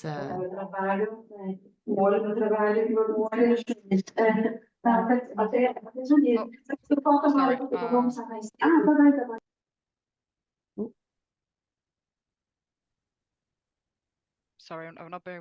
I can mute her in a second. Muted already. Yeah. Sorry about that. It's okay. So I put out a call for participants that explained the project also a little bit. Was very much focused on sex in the beginning. So I was also a little bit surprised when people signed up to do the project, and then they mentioned that they didn't want sex, they were done. So that's also how this topic came to us, it emerged. And then they often had people in mind that could participate, or I found people online and message them directly. And how they responded in interviews was, I think they also sometimes found it difficult to talk about sex, and they tended to use a lot of metaphors anyway. And they would go around the subject sometimes a little bit, but if I spent more time with them, then they became more talk about it. But it took a while sometimes, yeah, to say what they wanted to say. Yeah, it's just really interesting, I think, because at the moment I've only had male participants want to engage in my research, and they tell me everything very openly, even though we've only met once. So it's really interesting, the different dynamic, I think, to I don't know if it's a gendered thing or what really, but really interesting to know the difference. Thank you. Thanks. Thank you very much, Giulia and Nika. We're now moving to the next presentation. Yeah. So we have Elsa Grigorovich from Brock University, Canada. She's going to present on a paper which she has researched with Pia Kontos, who is senior scientist in rehabilitation sciences at the University of Toronto, Canada as well. So today, Elsa is going to speak about supporting sex and intimacy in care homes until the end of life. I'd like to thank Elsa to be joining us so early, yeah, because she's calling from Canada, and thank you for accepting to switch to an earlier slot. But I thought it might have been good synergy with the presentations today. Elsa, are you there? Hi, thank you. Hi, and thank you very much for inviting me to participate. I really enjoyed the previous presentations. And I thought that Giulia and Nika's presentation really set the stage nicely for this session. Just gonna share my screen.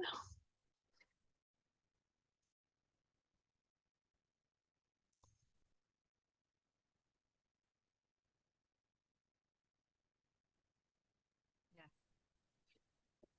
We can see you. Awesome, thank you. I'm just gonna minimize that one. All right, so good morning. So my name is Alisa Grigorovich. I'm an assistant professor at Brock University in St. Catharines, Ontario, which is across the pond for you guys. So I'm going to share with you a study that my co-author and I, Pia Kontos, we conducted in Ontario, Canada, to explore support of sex and intimacy for people living with dementia in long-term care homes. I think what you guys more often call aged care homes in the UK. So just to set the context in relation to the focus of this symposium, dementia is generally considered to be a life-limiting condition, and an average length of stay in a long-term care home in Canada, even pre-COVID, was very short. So most individuals who move to a long-term care home die within 12 months post-admissions. So we really are talking about their end of life. So as part of a broader human rights turn in dementia studies and in aging studies more generally, the sexual rights of people living with dementia are receiving increased attention across jurisdictions and geographic location. Much of it is because there's evidence emerging that sexual expression and intimacy have significant psychological and physiological benefits for older adults. Despite these benefits and the increasing attention, the sexual rights of people living with dementia remain largely unsupported in care homes. While we know that sexual rights are a complex social phenomenon influenced by both micro and macro factors, most research to date has focused only on the micro level individual perceptions and practices in this area, and primarily that of health professionals. And consequently, we don't yet fully understand how these micro practices and perceptions are influenced by broader norms, education, and policy, and how the interrelationship between micro and macro factors may constrain or enable supportive intimacy and sexual expression in these settings. So with an interest in addressing this gap, we explored the experiences of stakeholders in this setting in Ontario, Canada. So this was an exploratory qualitative research study with 27 participants. Of these, 3 were family members of people living with dementia. 3 individuals were living with dementia themselves in the community. And 21 were diverse professionals who were involved in either direct care or decision-making in long-term care homes in relationship to sexual expression. We conducted both focus groups and interviews, and we used the same topic guide for both. And in addition to this, we also used a series of stock images of diverse examples of intimacy and sexual expressions. We showed them in the beginning to participants to prompt discussion and conversation about these topics.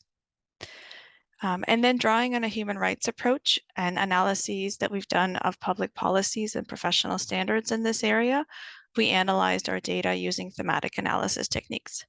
And if you have more questions about the methodology, I'm happy to explain more later. So we organized the findings into these 3 large themes.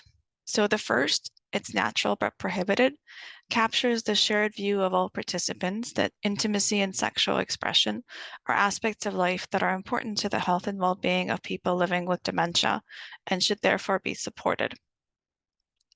The second, dementia and being old, the double stigma, captures the impact of the cultural stigma associated with both dementia and aging, which is then reinforced by professional training and policy in this area that tends to exclusively focus on the prevention of sexual abuse and responsive behaviors. And I'll explain in a few minutes what that means. And our third theme, discomfort, fear, and anxiety, is a bit self-explanatory in the title, but it focuses on negative attitudes towards sexual expression, particularly by professionals, and their anxiety regarding the potential negative reactions they would face from family members or outside inspectors if they were to support sexual expression and intimacy in practice. So we found that across all of our participants, there was a consensus that intimacy and sexual expression are important to the health and well-being of people living with dementia, and that this should be supported in long-term care home, that this was essential to quality of life and well-being. And as one professional in a focus group told us, they said, I think as somebody ages, they don't lose that need for sexual expression and intimacy. It's natural, it's part of being human. Similarly, when we asked whether intimacy and sexuality was something that was important to people living with dementia, they mentioned that this was, in fact, very important. And one of them said, oh, definitely. I think it's part of everybody's life, at least intimacy. I think it's very important because some people have these notions that once you're about 40 or past that, you're going down in the grave, and you're not.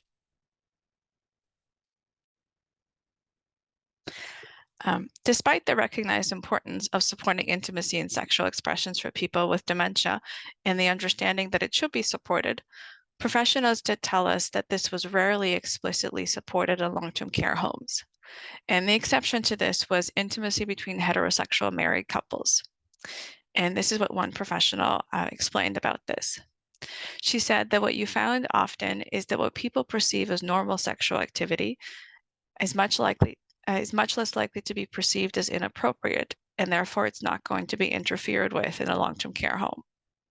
So a very good example of that would be, say, a wife who lives in a long-term care home who has Alzheimer's and who doesn't recognize anybody. Her husband comes in on Sunday afternoon, closes the door, and everyone knows they're having sex in there. And it's like, well, the husband, so I guess it's okay.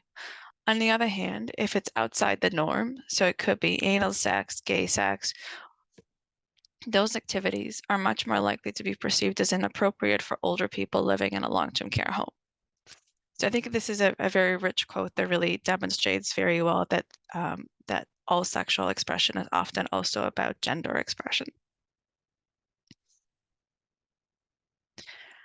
new relationships between residents living with dementia were, however, explicitly prohibited, and this was regardless whether they were heterosexual or not. And this included restricting all forms of intimate physical contact between residents, ranging from hand-holding to kissing to actual physical intercourse. And really, this to me really signifies the ways in which this kind of repression contributes to, I think, what Giulia and Nika called skin hunger. So this professional said, "We're going to stop everything." And I mean, this is common practice in this setting. I think there's a big difference between penetrative intercourse and hand-holding, but if they're not married to each other, we will separate hands.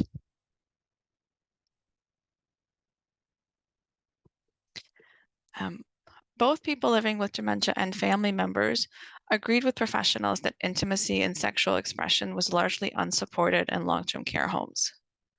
So for example, when we asked one individual about how moving into a long-term care home might affect their ability to be intimate or sexual with other people, a person living with dementia said that they knew that they wouldn't allow that there.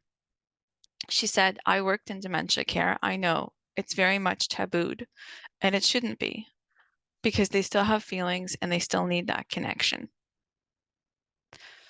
Similarly, a family member reflected on the long-term care home where her mother was living and talked about how unsupportive it was as a physical space of intimacy and sexual expression generally. So she said in her long-term care home, everybody's like all separated and disconnected. And I think it's something to do, I don't know, with staff, or maybe it's her floor because her floor is more designed for people living with dementia. I think the environment is awful there. The physical environment design is like a hospital. If I'm in a hospital environment, I don't think of sexuality or intimacy. Whereas if the environment was more inviting or cheerful, that would create a different mood in the residents, and that would be more supportive of sexual expression and intimacy.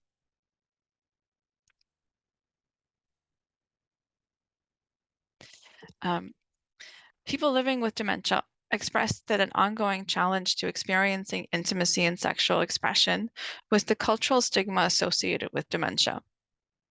And the following comments from an individual are particularly noteworthy in response to a question about pursuing romantic relationships.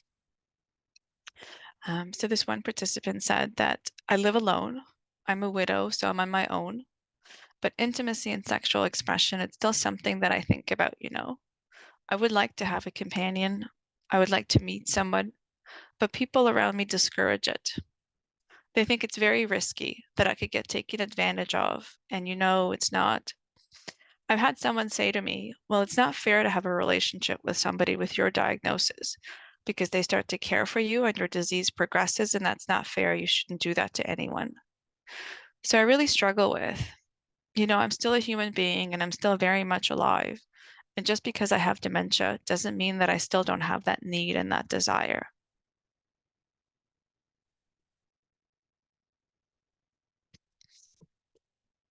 Stigma was also apparent in the attitudes held by many professionals that cognitive impairment erodes capacity for decision-making and intentional self-expression. This often prompted them to interpret all intimacy or sexual expressions as quote-unquote sexual behaviors and as pathological. So for example, while looking at stock photos of images of older adults expressing intimacy in diverse ways, one professional noted, "I can't help but when I look at these pictures, I think about how these different kinds of touch would be interpreted in the environment of long-term care. It just seems so natural and normal that people should interact in this way, but it gets twisted or pathologized." And so the pictures that I have on this slide are actually some of the images that we use to prompt conversation.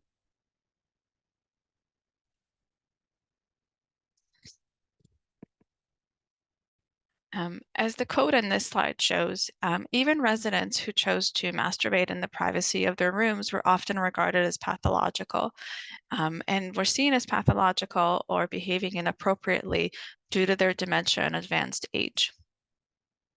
So one professional told us about this resident who wants to masturbate in her own room and is becoming often in the day.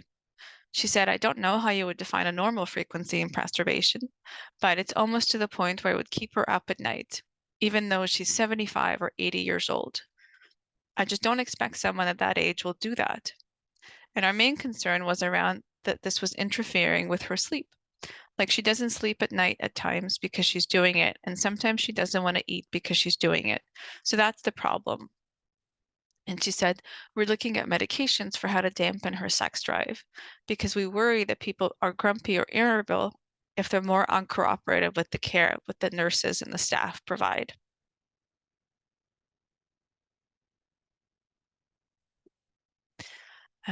Such pathologizing views were reinforced often by the education and training that health professionals in long-term care routinely received from psychogeriatric consultants. They were intended to help them to identify, document, and minimize inappropriate behaviors. And specifically by looking at internal biological or external triggers of what are called responsive behaviors. So within these curriculums for professional education and training, sexual expression is actually identified as one type of quote unquote behavior that should be managed and suppressed. And this was reflected in how professionals tended to characterize and talk about sexual expression in the context of dementia. And when asked explicitly, for example, one professional, we asked her if she considered sexuality to just be one type of responsive behavior that she needs to manage. The professional agreed and said that, I think it's lumped with behaviors because there's kind of a trigger for it. There's a need that's not being addressed, and therefore it comes up as a behavior. So powerful was the stigma that assumptions of incapacity for intentional sexual expression persisted. So powerful was the stigma that assumptions of incapacity for intentional sexual expression persisted even without confirmation of a formal capacity assessment.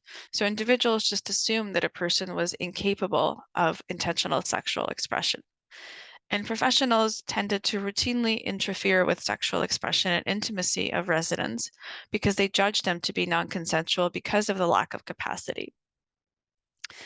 Rarely was any form of capacity assessment done for sexual decision-making, and professionals also told us that they actually didn't know how to do this kind of capacity assessment and didn't have access to other individuals who could help them with. So the default was just to stop it because it was assumed to be unconsensual.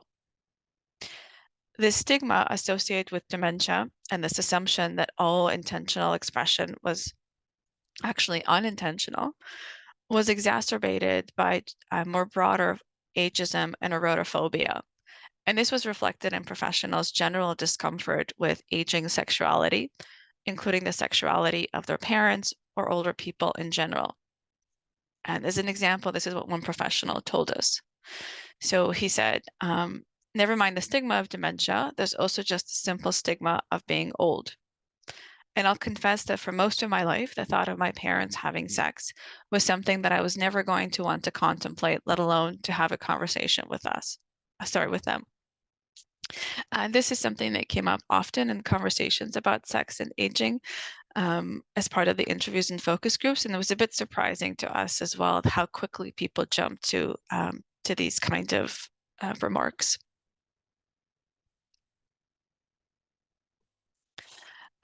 There was also the perception that sexuality and intimacy was something that is essentially a private matter, and that being exposed to intimacy or sexual expression in the care home, which was their workplace, compromised professionals' personal beliefs.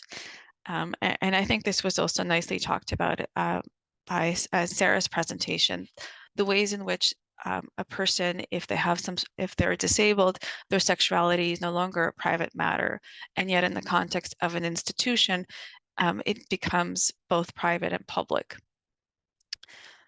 And this discomfort with being exposed to intimacy and sexual expression is really captured in this quote. This one professional said, I think it's just sort of all the morality, the sort of ethical sort of dilemmas that come up around sexuality in the context of a congregate living situation. People have a lot of very strong opinions, sometimes rooted in religion or culture or upbringing that really influence the ways that we think about that. And so this comfort with the sexual expression or intimacy of older people living with dementia in this space was particularly exacerbated when the sexual expression actually required some level of involvement by professionals. And professionals tended to view the activities related to the support of intimacy and sexual expression as being qualitatively distinct from other care activities that fall within the professional scope. So, for example, the cleaning of urinary equipment was seen as being essentially different than cleaning a tool for masturbation. And this discomfort and this separation was reinforced by the absence of any professional standards or organizational policies that recognize support of sexual rights as being part of the work of care, including facilitation of intimacy or sexual expression.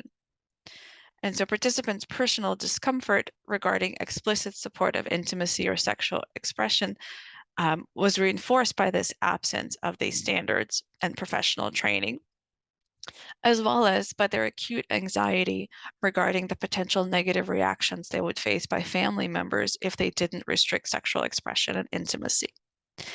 And it's instructive to think about this anxiety in the context of anxiety from family members in relationship to grown adults. And so a notable example we found of a negative reaction of a family member is the following from a quote of a professional who describes being confronted by an irate daughter. And this really featured heavily in this professional's experience of supportive intimacy and sexual expressions. So she said, so in this home that she worked in, there was a woman who came to visit her mother and was astonished to discover at 8 o'clock in the morning that there was a man in her mother's bed. And her astonishment and dismay is in part because her mother's husband is alive and well and living in the community, and here's this other man. And so this woman goes ballistic at the nursing home and starts screaming at people, how can you let my mother lie in bed with that guy, and saying her mother got raped? And so this specific instance, while it was a rare instance for her, really came to color her perceptions of this of sexual expression and intimacy. And so interactions such as these, while rare, they were so negative that they tend to leave professionals very reluctant to think about intimacy or sexual expression, or to challenge any family members, even if they disagreed with their decision to restrict intimacy or sexual expression, and believed that this to be inconsistent with their professional judgment or with the wishes and residents of residents. Interestingly, though, when we spoke to the family members, such negative interactions were actually rarely recounted. And many professionals did not have their own personal experience with this kind of interactions, but they've just heard about it from others. The family members actually had a much more positive attitude towards intimacy and sexual expression, including the formation of new relationships. However, even when family members were in principle supportive of new relationships or intimacy in this phase, the professionals were still very reluctant to support it in practice. And it suggests that their individually held perceptions were really powerful barriers to this. They did, however, receive no education or guidance in this regard from their organizations or professional associations. In fact, the only education and training they received in relationship to sexual expression was on the prevention of sexual abuse or the management of inappropriate sexual behaviors. And this really reinforced their belief that intimacy and sexual expression of the positive kind was just not their responsibility to support. And so, for example, one professional told us about how challenging it was to support sexual expression, even if they wanted to in this space, because of the lack of absence of formal guidance or training, as well as more broader support for this. So they said he developed a relationship, so speaking of a resident, with another female resident in the home, and it was sexual. And this was reported, and the wife of the resident who lived outside the home was okay with it. She was completely fine with the relationship proceeding. But the rest of the staff just wasn't able to get over that barrier.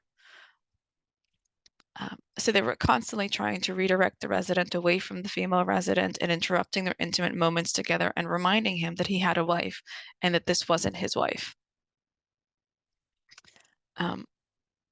it was clear to us with the analysis that professionals' anxiety regarding the negative reactions of family members were also due to the fact that they were worried that the family members and outside observers as well would perceive them as failing in their professional duty to protect residents from sexual abuse. So it wasn't strictly the family's specific reactions that were driving it. They were, in fact, very worried about being reported by family members to a higher up authority, including, in our case, the Ministry of Health and Long-Term Care, which is the largest provincial organization responsible for quality of care in this setting.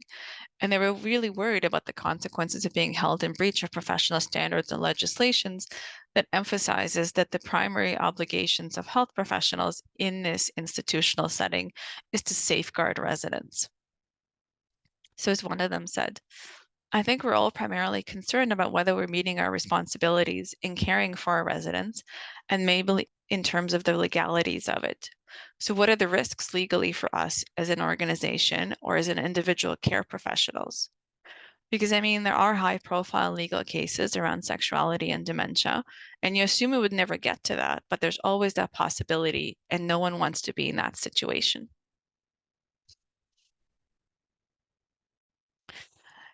So our analysis highlights that there is an overwhelming consensus among participants that intimacy and sexual expression are aspects of life that are important to the well-being of people with dementia and should be supported in long-term care homes.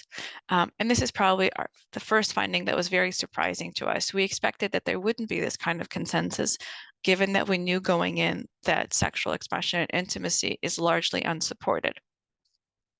And we did find that despite this consensus, intimacy and sexual expression were restricted routinely rather than supported, regardless of the form that sexual expression and intimacy took. So everything from hand-holding to intercourse was restricted. In particular, we found that professionals restricted because they were worried about the family members and about outside observers perceiving them as being failing to prevent sexual abuse. And this was a major barrier to their desire to support in practice. However, they also believed inaccurately that cognitive impairment erodes all capacity for decision-making and intentional self-expression. And this was particularly so in relationship to sexuality, while in their interviews, they were a bit more tolerant of the possibility that you can have severe cognitive impairment and be able to express intentionality with other kinds of needs.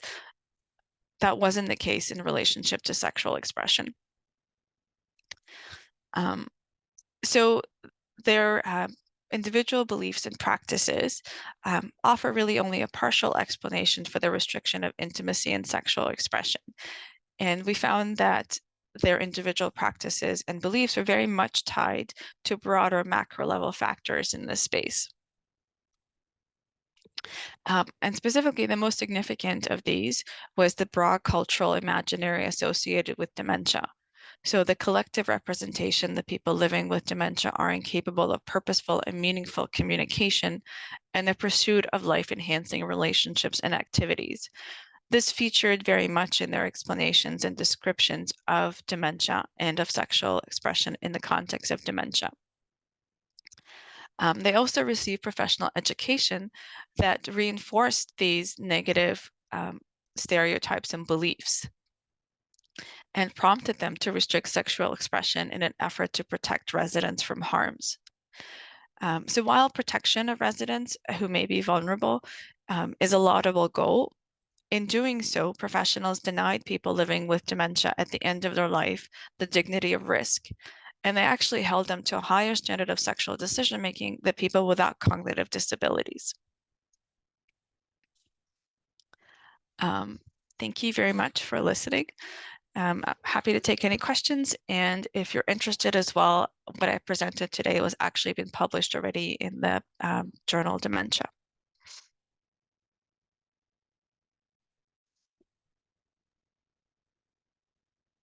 Thank you very much, Alisa. I really, really enjoyed your presentation. It's extremely interesting for me because I actually like to apply for funding to do a similar project. There's a lot of hands uploading.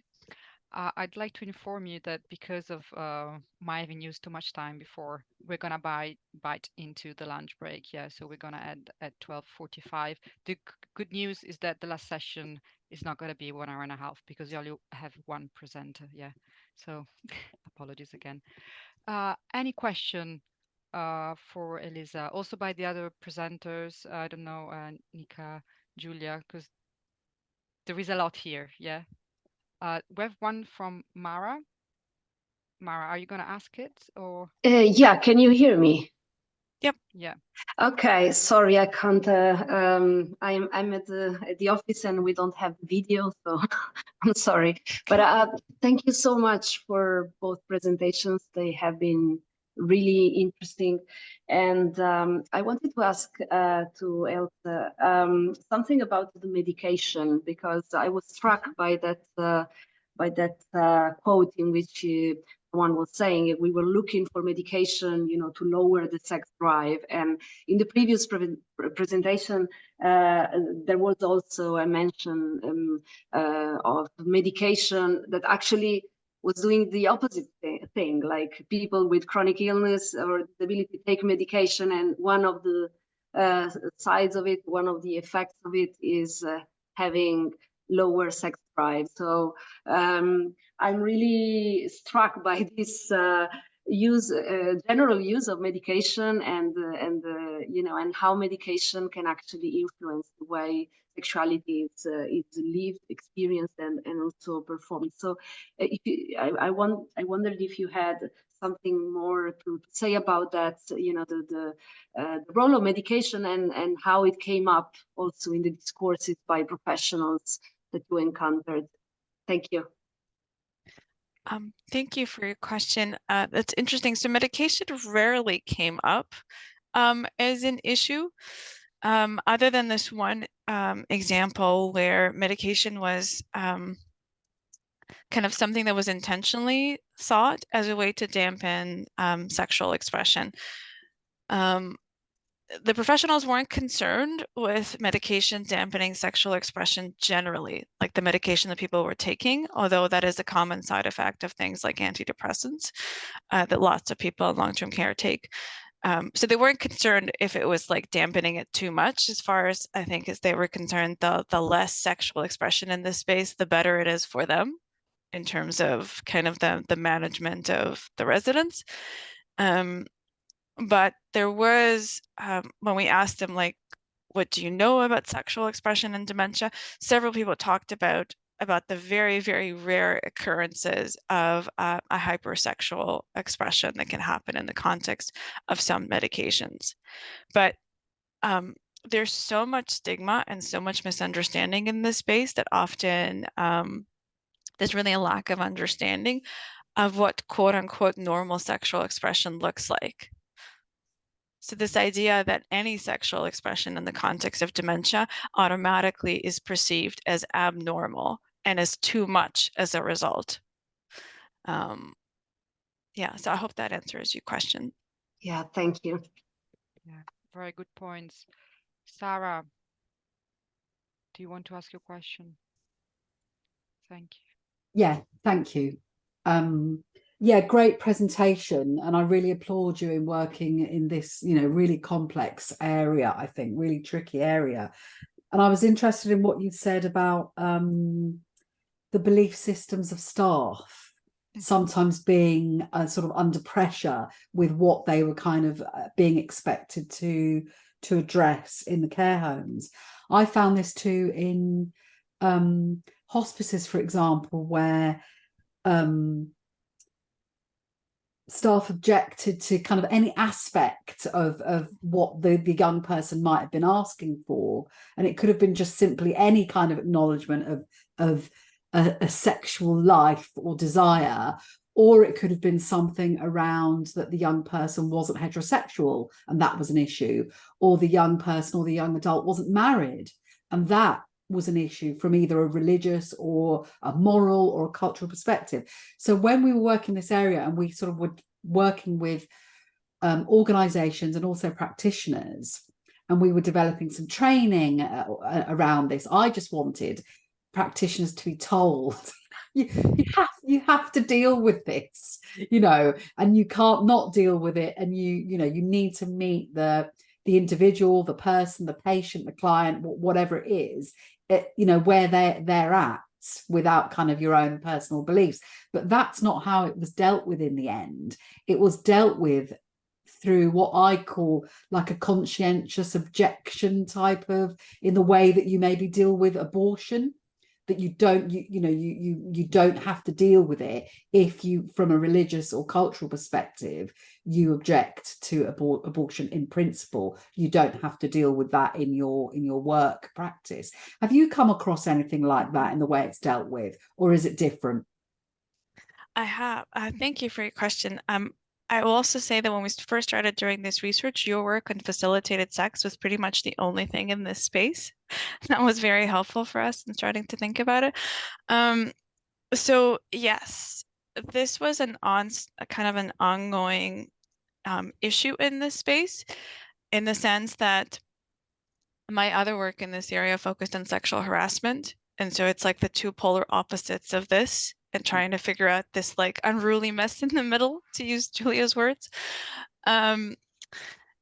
Yes, this idea of objection came up often, and this idea between like, what is the limit of recognizing and supporting sexual expression while also recognizing and supporting workers' rights in this space to be kind of or even other residents' rights. Although I will say that it's professional spoke about how other residents need to be supported from this, rather than other residents spoke about needing to be supported from it. I think part of the trickiness here is that we're using human rights discourse, and human rights discourse is often what has been used to develop things like occupational health and safety laws, or recognition of sexual identity laws as well. And with human rights, all rights are balanced at once. And you are able to make an objection under a particular claim, where you actually are allowed in some sense to discriminate against the recognition of sexual expression based on a religious objection or some other moral objections. So yes, it came up often. It is an ongoing challenge, and I'm not sure that it can be resolved as long as this is the system in which these kind of claims can be made, and there's no obligation otherwise for people to recognize sexual expression. Like, there's no positive obligation to recognize sexual expression in this space. The only kind of firm legislation is around sexual abuse. So there's nothing pushing people to push back against conscientious objection. Thank you. Thank you. Okay. Giulia, do you have a short one, please? Yeah, a very quick one. So in our project, well, first of all, thank you for the very rich presentation, very interesting. In our project, we also have a strand that deals more with human geography. So we have a PhD student and myself also looking at the influence of space on sexuality later in life. And one of the things that we have come up against is that there are so many different types of these care homes, and the the impact of class really on how like staff members can interact with members, and the real financial constraints that are thereafter, and so their behavior can be like really like taking off task and moving on, and so the complexities that this subject requires are a little bit lost. So I was wondering methodologically whether you could just tell us a little bit more about the type of care home that you have selected, and if you have selected only one. And then the other thing is that also within our group is that dementia is quite an umbrella term, as you know, and there are a lot of people that are verbal, a lot of people that are nonverbal. And so methodologically, again, how can we deal with the vastness of this subject, because also nonverbal participants still demonstrate somehow interest within sex, and so how can we study this when verbal communication is not there? So yeah, thanks. Thank you for your question. So the first piece was about, does it matter what kind of aged care home? So in our context, we said any form of a nursing home. And so in Canada, these are all either private, like they're all publicly funded in some way, but they're all roughly look the same. So you're right, there's nicer ones that you could pay more for than others, but they look the same especially in the context of people with dementia, because they're often locked units. Even in the nicest home, they look the same. It's a locked type of unit where people can't get out of, where doors are open to the private rooms of residents, and where staff walk around like routinely. So from like a human geography, it's the same kind of physical constraints. And also the legislation applies equally to all nursing homes of different sizes and shapes. So the other piece was around dementia. So I 100% agree that there's so many varieties of dementia and cognitive impairment, as well as self-expression and the desire for sexual expression as well. And so in our case, we asked anybody who's interested in speaking to us about it. I will say that in the interviews and the focus groups, it was really, really clear that living in a long-term care home with or without a diagnosis of dementia, you still assume to have dementia. And it's kind of irrelevant to the everyday practices of professionals, what kind of dementia you have, what kind of symptoms you have, what kind of stage it's at, or whether even you have a diagnosis. They're all just assumed to be cognitively impaired and therefore in need of ongoing supervision and suppression of their expression. So as much as there is diversity, it is irrelevant in the everyday practice of care. Okay. Yeah. Thank you very much, Alisa. I think I will be in touch to know more about how you did this project. Is very good. I like to announce that we are 30 minutes late on everything, so we're gonna have a big shift in the program. I'm gonna pause the recording part. The video again. Yeah, the recording is started again. So in this session, we are going to speak, the presenters are going to speak about LGBTQ close relationships and loss. We're going to start with Polly, who is doctoral researcher in sociology at the University of Bath. And they're going to speak about death in the queer family, if I'm right. Yeah. So please, Polly, the floor is to you. Thank you. I'll share my screen. Hope it works. Yeah, we're going to let you know if and when they come up. Yeah. Very good. I will make a disclaimer that my dog might bark frantically at some point, so I am sorry. Yeah, thanks for having me. My name's Polly. I identify as a sort of overall queer human, and I'm going to talk about my research around death and dying in the queer family. As said, I'm currently studying a PhD in social policy at Bath, and I'm a member of CDAS and in receipt of the Southwest Doctoral Traineeship funding, and part of the Queer Frontiers Network. If anyone knows of that, it's sort of a queer researchers network in the Southwest of the UK, so it's really cool.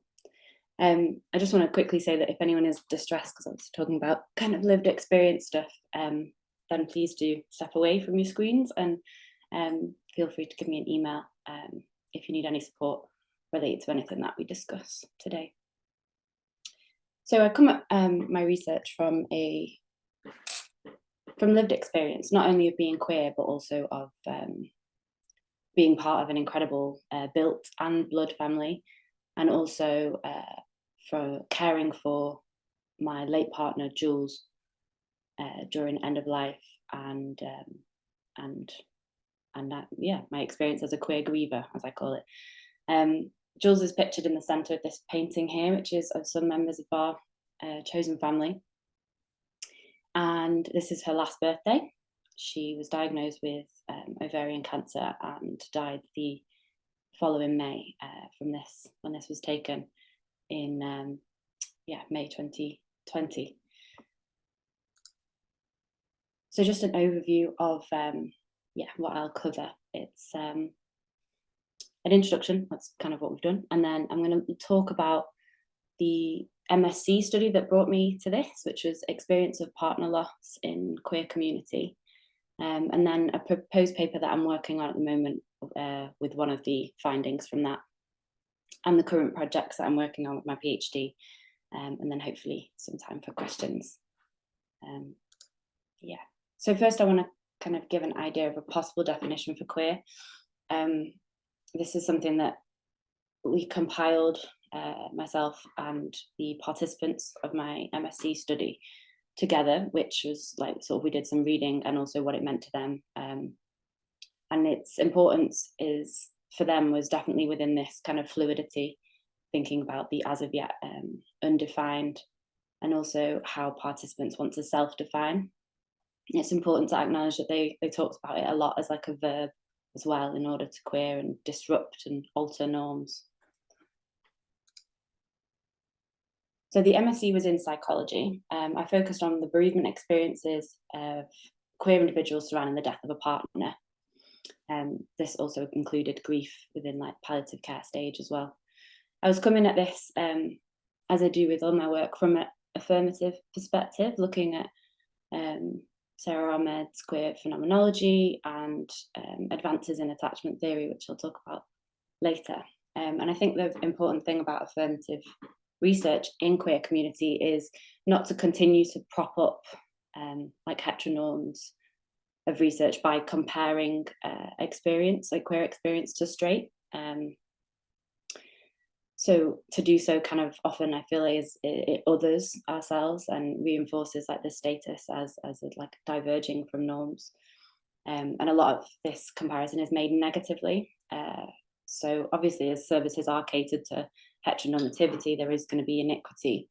But just to focus on iniquity, I think isn't helpful when services like often mean that queer community, as Max mentioned, means that we enact care in a really different way. And I think that can be celebrated and we can learn from it. So here's some of the things that we found. Interestingly, the participants did kind of split into this kind of these two areas. There was iniquities that were noticed, but then there was also this celebration. So it kind of came up quite naturally in the research. So these sort of, were what you would usually kind of expect to find within healthcare settings. There's a lot of anticipated discrimination. So just from whether it's hearing things from friends or historically behaviour towards queer community and not wanting to approach services. And there's like studies that back this in terms of often people in queer community presenting with more like advanced illnesses because of this anticipated discrimination. The good care, the affirming care, was really, I guess, it focused really around communication, of like understanding who the patient was and who their family was, really importantly. So not just the person as an individual, but seeing them in a context that isn't just sort of a hospice or hospital setting, understanding what their home life looks like and who they are interacting with day to day. Confusion over terminology. I think I wasn't really going to go into this too much, but it came up in your talk, Max, as well. And I think it is really important. And I've talked to a lot of kind of hospices and care settings about like just something as small as like describing what next of kin might mean, gives people kind of, I think, a little bit more flexibility when they're choosing someone, or maybe like the sort of terminology could be changed slightly so that it kind of applies to more people than just the word kin. So it's really interesting. So the second and more dominant response from participants was about their experience of community or relationships surrounding death.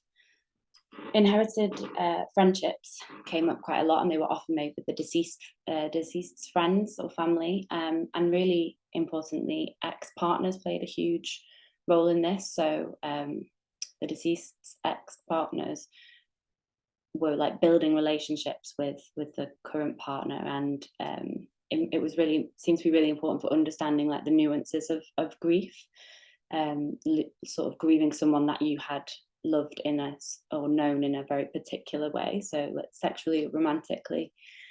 Dating after death, there was sort of a mention of frameworks that are used often in consensual non-monogamy in order to sort of navigate new relationships.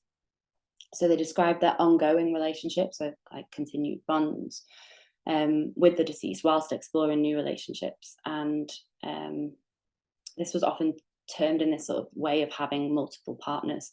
One participant did say specifically that they only dated polyamorously after their partner died, who they were in a monogamous relationship with, and it's always stuck with me that they described it as never wanting to put all their eggs in one basket again, and it was something that I found really,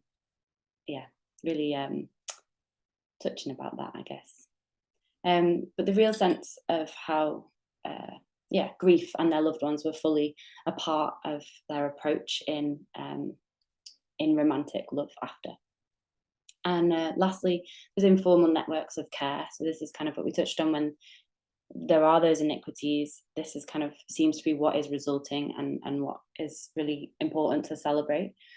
And this was specifically how people came together around sort of that end of life stage, and then how they stuck around for the bereavement. It's this middle one, the dating after death, that I'm currently expanding, sort of writing a little bit more about in a proposed paper about the sort of tough and fraught world of dating after death, which a partner, the first person I dated actually after Jules died, gave me the title for this, My Metamor's a Ghost, which they said to me when I was talking about navigating this new relationship and thinking about what it meant for me. And I thought it was incredibly validating for Jules to be viewed as a metamor. So this is the partner of your partner. And I thought it must be surely like quite a unique situation. But when I did this study, it just kept coming up, and I hadn't brought it up. It just came up participant after participant. We're using these sort of languages that are used specifically within consensual non-monogamy sort of literature. And they were using them they were describing the jealousies and like sort of uncomfortable things that new partners were facing in terms of how they spoke about their late partner and how they sort of continued that bond. And I think there was something really incredible that these conversations were being had. So they were talking, the people that had like felt satisfied, I guess, in new relationships talked about making compromises and navigating the conversations with like reassurance in really the same way that this CNM literature advises. So a lot of people also described struggling with, which is quite a common narrative, I think, of betrayal of the deceased in starting new relationships. And there was a big fixation on time and when is the right time. And it's another area where I think looking at polyamory as an understanding of love not being finite is perhaps is perhaps really helpful, like where it's not fixed to one person or attachment figure, but it's sort of boundless, and our emotional needs and attachment needs could be met by wider relations than the dyadic forms that individualism and capitalism, the global north, really hold so high. And this is where Fern's expansion of attachment theory with looking at this nested model really helps picture this, I think. So to be clear, I'm not just advocating polyamory to the bereaved, but the theory and framework seems to help these people that were talking to me about going beyond this dyadic understanding, which left participants with these feelings of betrayal, etc. in dating. So briefly, the model begins to understand attachment in and intimacy really in wider relational spheres, and they're sort of across different spaces, which I think is really important. So they're at the home level, community, societal and global. And it's this expansion of intimacy to wider networks that's also noticeable in the other two findings. So in building community and also in informal networks of care. And it's these findings that I took then to the PhD that I'm doing now. And that is focusing specifically on death and dying in the queer family. So I'm in the first year, so I'm told that this will probably change drastically, but the aims generally are to determine how queer chosen families are organising and living within the UK, to understand the experiences of queer families caring for a family member at the end of life, and I think importantly their interaction with palliative care services, and also to critically examine how family is actually conceptualized in these areas, and how that could be developed to reflect diverse chosen family structures. So this sits there we go. This sits within wider calls for consideration of death as relational, and the kind of return of care at end of life to family rather than the continued professionalization or medicalization. I think what's so important and exciting is how queer families might be approaching this. And again, the intention is to affirm the experience and also to learn from it. So with all this in mind, there's a couple of projects that I'm working on at the moment. So there's my Metamors, a ghost paper, and I'm also looking at the use of emotive language in queer research with Shuan, who's a queer writer and researcher, and my partner, so it should make for some interesting writing together. And also finally Playing House with Queers, which is an interactive research and engagement project which is going to explore hopefully experiences of enacting queer family in societal sort of structures of house and home. So I'm going to be using Twitch to live stream to a public audience with which they can engage with, and have different experts who will be queer expert guests to discuss what it means to queer the home, to queer the family. The project is kind of challenging the notion of expert really as well, focusing on individuals with lived experience as sort of the utmost, but also coming from different educational and professional backgrounds. So during the live stream, I don't know how many of you are familiar with Twitch, but during the live stream we'll be playing Sims 4, and we'll be rebuilding a pre-made house on there, which will kind of prompt conversation and using kind of play as techniques for broadening the scope of conversation data collection. So it should be good fun. If you fancy being a guest on that, do give me an email. And if you want to just save it, it will happen at some point next year, then that's my Twitch, which is my comfort food, pasta, beans and cheese. And also this is the Death Cafe I mentioned earlier in Bristol. I'm actually leaving Bristol tomorrow, moving house to start our own queer family home, which should be fun, and is chaos. So yeah, this is the Queer Death Cafe, and you can find it on Instagram there if anyone is around in Bristol and feels like going. But that's me. Thank you.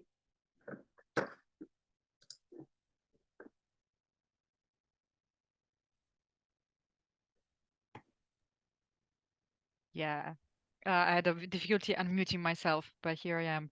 Wow, this is very interesting. Thank you for being so brave, and sharing a lot from your experience.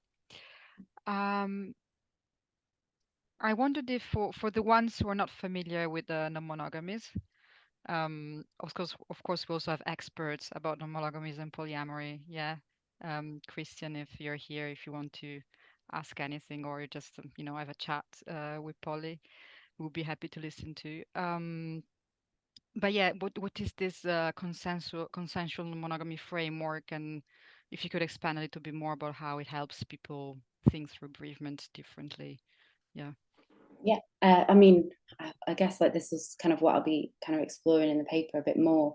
But what the framework kind of is it, specifically with relation to Fern, Jessica Fern, who wrote Polysecure. So it's navigating these relationships, and it has a lot of, like, I guess, therapeutic advice on owning your emotions and being able to have these conversations really openly about feelings and needing and your needs and where your needs need to be met. And there's a lot of like consideration and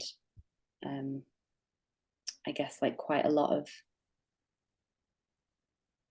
yeah, it's hard to describe. Yeah, a lot of consideration put into these kind of, to navigating these feelings of jealousy that often come up. And jealousy is described a lot as like some kind of unmet need in that, or some sort of feeling of needing reassurance in a specific area. And I think that what the people that I spoke to were alluding to with this, with grief, was that it's often sort of like someone's on a pedestal kind of thing with your your late partner, and it's really hard for those conversations to happen where a new partner might challenge your kind of. One example actually that someone had was that the late partner was the background of their phone, and the background of their screen or something at work, and the new partner brought this up in conversation, just how it made him feel. And they sort of described it as really quite a fraught conversation. And I can imagine it would be, but there was this like engagement with it and understanding. And I think this is because in queer community, perhaps it is because we have these conversations more about these non-monogamous relationships and the ability to like have love as something that isn't finite. And I think because that language was there for this couple, they navigated the relationship, the conversation in the same way that they might be suggested by these frameworks, and came to kind of, this was a need, this person felt left out or devalued, and it was in a comparison. So the person described that they got a little frame and they had them and their new partner on a frame on their desk, and there was this conversation about what you really need and what it is. And I think for some of the participants that had less sort of satisfaction in their new relationships, those conversations weren't being broached, and there was this comparison there. And I think like this is where the people that were having this success were having these kind of conversations and knew of this framework and were positioning it in their minds like that really seemed to help them, which was really interesting.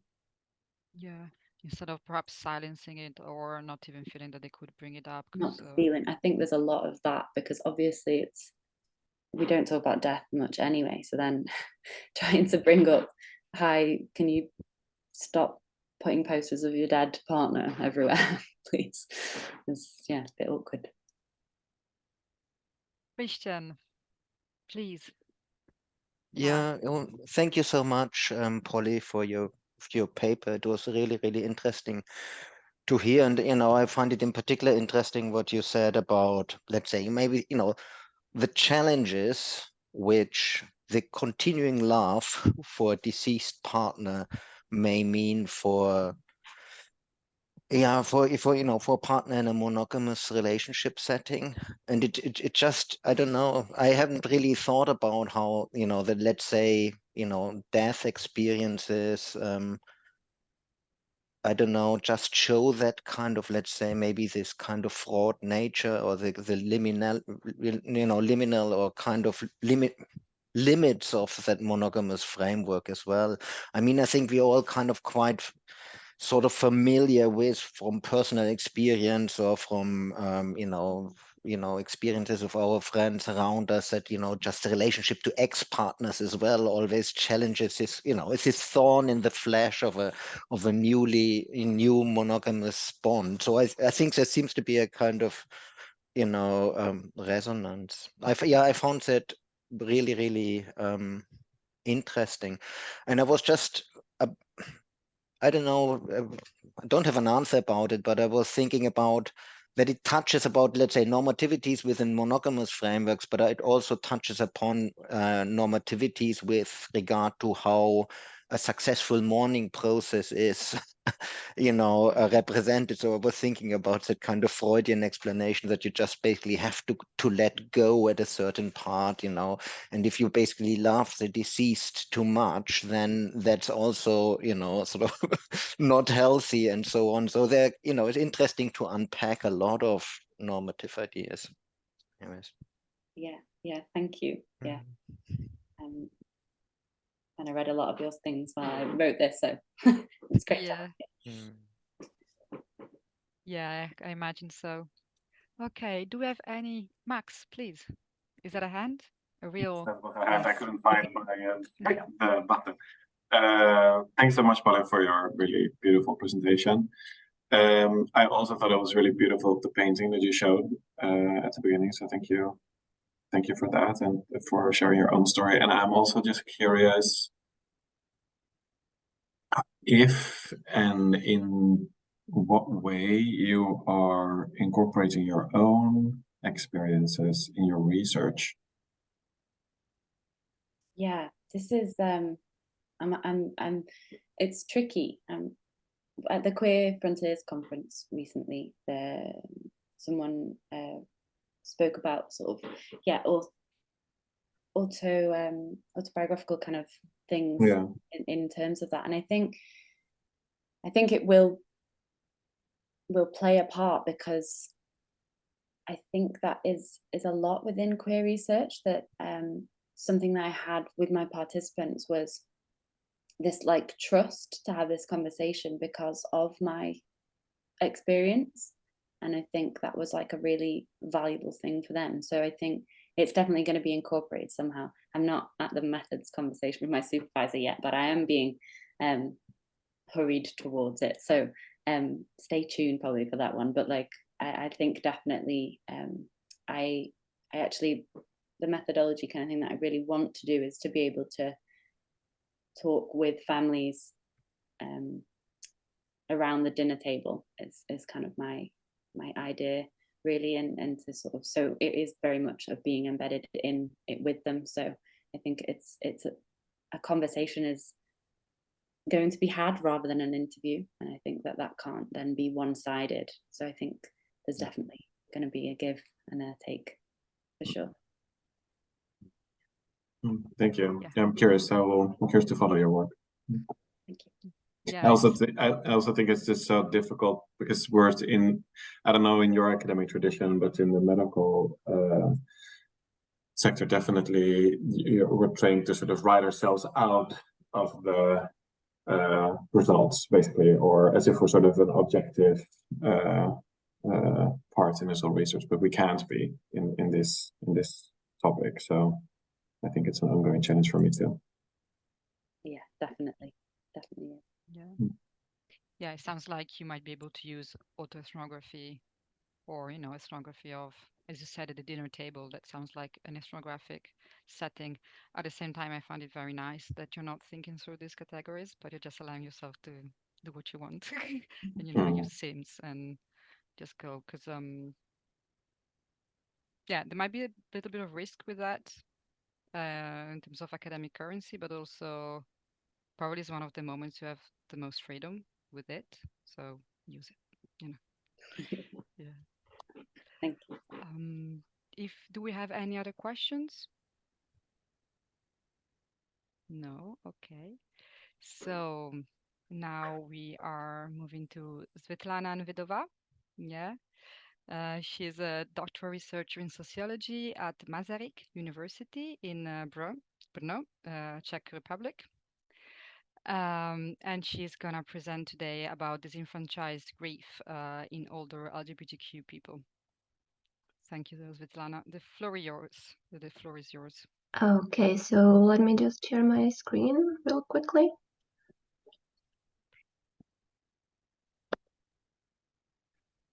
Okay, right, can you see it? Yeah. Okay. And I just want to ask, can you see it in a presenter mode or? No, not yet. Not yet. Yeah. Yeah. How about now? Is it okay? Yes. Okay, great. So good afternoon, everyone, and thank you for having me. As Diana kindly said, my name is Svetlana Nedvedova, and I'm a currently first-year PhD student at Masaryk University in Brno. And today I'm excited to talk to you about the findings of my research on a topic that is both complex yet quite often overlooked, and that is the situation of queer seniors in the Czech Republic.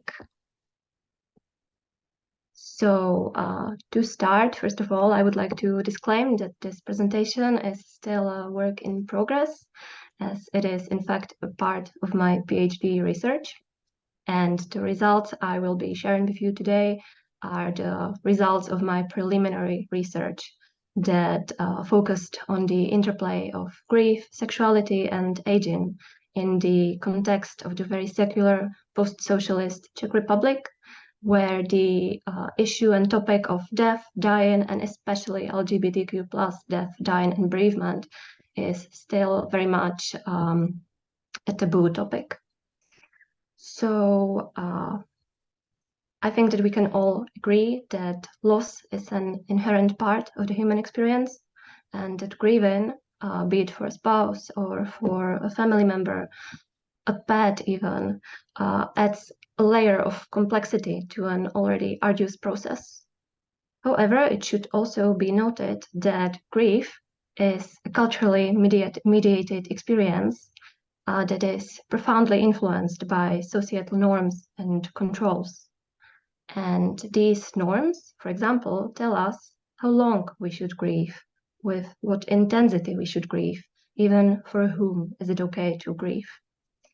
And while certain types of grief are recognized by society, others often remain hidden, misunderstood, or unacknowledged. And this brings me to my main theoretical framework, which is the concept of disenfranchised grief. Ken Doka, who coined the term in 1989, defined this disenfranchised grief as a grief that cannot be openly acknowledged, is not socially sanctioned, and is not publicly mourned. It can manifest itself in various contexts, such as situations in which the relationship is not acknowledged. This is quite often the case for LGBTQ+ people. There are also situations when the loss is not acknowledged. This is quite typical for example, pregnancy loss or a pet loss, or when the death occurred in a traumatizing, disenfranchised way. A good example for this is suicide, death by suicide. Grievers then might feel the need to actually hide their grief, to conceal it, in order to avoid stigmatization and disapproval from not only their family or relatives, but society, really. And they also might have a trouble finding social support, which of course can obviously worsen and deepen their current state. And as they navigate through the complexities of grief, it becomes quite apparent that various factors such as age, ethnicity, sexuality, gender, and status, to name but a few, shape their experiences. The intersectionality of these factors make the situation, the already difficult situation, even more difficult. And there's also the issue of assumptions, which quite often stem from ageism or heteronormativity. For example, that older people are better equipped to deal with loss because they are used to it. They already experienced numerous losses in their life, which of course is just an ageism, nothing else.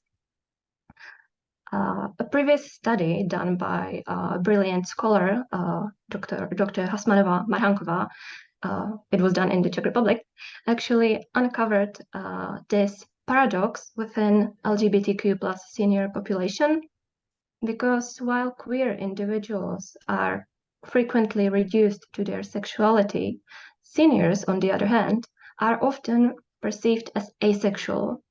And this perception contributes to the belief that aging LGBTQ plus seniors not only do not, but literally cannot exist, which of course isn't true at all. And to sort of gain a deeper insight and understanding of this complex issue, I conducted an in-depth interview with a bereavement counselor from Bereavement Center, who specializes in disenfranchised grief and who is a lesbian herself. And additionally, I undertook a content analysis of a brochure aimed at social workers. You can see the cover of the brochure on the right. It is in Czech, obviously, but it could be translated to specifics of social work respecting gender, sexual, and relationship diversity. And my aim was to answer my research question: how does both brochure and the organization work with the issue of disenfranchised grief and LGBTQ plus topic? In the case of the organization, I was also wondering what were their experiences with these individuals. And this question was actually a part of a bigger and more broad question, which I would call sort of guiding or leading question. What is the situation like in the Czechia? Now, the findings were actually quite surprising. When it comes to the brochure, I was pleasantly surprised that there was one whole chapter dedicated to grief and bereavement, and additionally even funerals. It also contained a list of risks that LGBTQ plus individuals might face, such as being called by their dead name in the case of transgender people, or being omitted from the funerals, being unable to say the last goodbye to their deceased spouse or family member because the family of the deceased wouldn't allow it, and so on. They also actively used the concept of disenfranchised grief, explaining what is it, how can it manifest, and so on. However, there was one issue which I found quite problematic, and that is the focus on LGBTQ plus as a homogeneous group. I think this might be partly due to the limited number of pages they could dedicate to this chapter, but still it is problematic. Then the interview quite surprisingly revealed that the bereavement counselor I was interviewing only had a handful of experience with LGBTQ plus grievers. I would like to read both of them. So she said that we had a gay couple. One of them suffered from stroke and wasn't able to care for his business. And his partner was now in a difficult situation because he had no rights to represent him as they weren't registered. Here in Czechia, you can't marry a same-sex person, same-gender person. You can only enter a registered partnership. And she added, plus his partner's family wasn't comfortable with their relationship. So even though this experience didn't end in the partner's death, thankfully, it still represents the disenfranchisement, as the partners had to navigate through this difficult life situation and also dealing a disapproval from his partner's family side. And he literally didn't know to whom he could come to. So he decided to contact the Bereavement Center. And then I would also like to highlight the second quote. She said that she accompanied a lady who was previously married, and after she had already left the counseling center, she found out somewhere on the internet what the bereavement counselor does, among other things, and called again, saying that they were actually gay and lesbian in marriage. And I think that this quote highlights the importance of being vocal and really open about the LGBTQ plus friendly approach, as it might provide a safe space to people who otherwise wouldn't confide in and therefore wouldn't get the necessary support. And finally, there was also this underlying issue, which I called the ambivalent picture. And again, I would first read the excerpt. So my bereavement counselor said, "There is actually a lot of activity going on now that already has elements of a more organized campaign, but it's still kind of elusive. We do it now as part of our free time, as a volunteer activity. There is no project for it, which I think would be nice to be dealt with somehow. We all have a job, and we do these things on the side." And I found that this was one key aspect that emerged from my research, this really pivotal role of activists who played a big role in raising awareness and who are advocating for the rights and needs of LGBTQ plus individuals facing bereavement. So these individuals work tirelessly to ensure that the voices of the marginalized groups such as LGBTQ are heard, and they are trying to foster a more inclusive approach to grief, because, as I put it there quite simply, institutional approach is just not sufficient here in the Czech Republic. So to conclude, my preliminary research revealed an ambivalent picture, as I said. While the topic is not entirely invisible, its significance is highlighted primarily due to the efforts of a few dedicated individuals, activists. And the experiences of LGBTQ plus seniors navigating through bereavement are often marginalized, emphasizing the inadequacy of current institutional approach. So the question remains, what next? And I would like to actually answer this in my PhD research, in which I am going to have more interviews with LGBTQ plus seniors themselves who experienced loss. Then also I would like to conduct more interviews with gatekeepers, such as lawmakers, other bereavement counselors, even doctors and such. And of course, I would like to do analysis of more documents, such as other booklets, brochures, and so on. And well, I hope that at the end of my PhD, I will be able to contribute to the creation of more inclusive policies and, social support systems. Okay, so this is all from me. Thank you so much for your attention. And I'm not sure if my presentation wasn't quite short. I am afraid that it was a little bit short. And I'm actually wondering, because I think that we have quite a few people in the audience who work in hospices and so on. If you, for example, have your own experience with these individuals, bereaved LGBTQ plus seniors. And if so, I would very much appreciate it if you would be so kind to share it with me. Thank you so much. Thank you so much, Svetlana. You did great. Yeah, Hey, great job. I see also Max clapping. Yeah. Do we have any questions for Svetlana?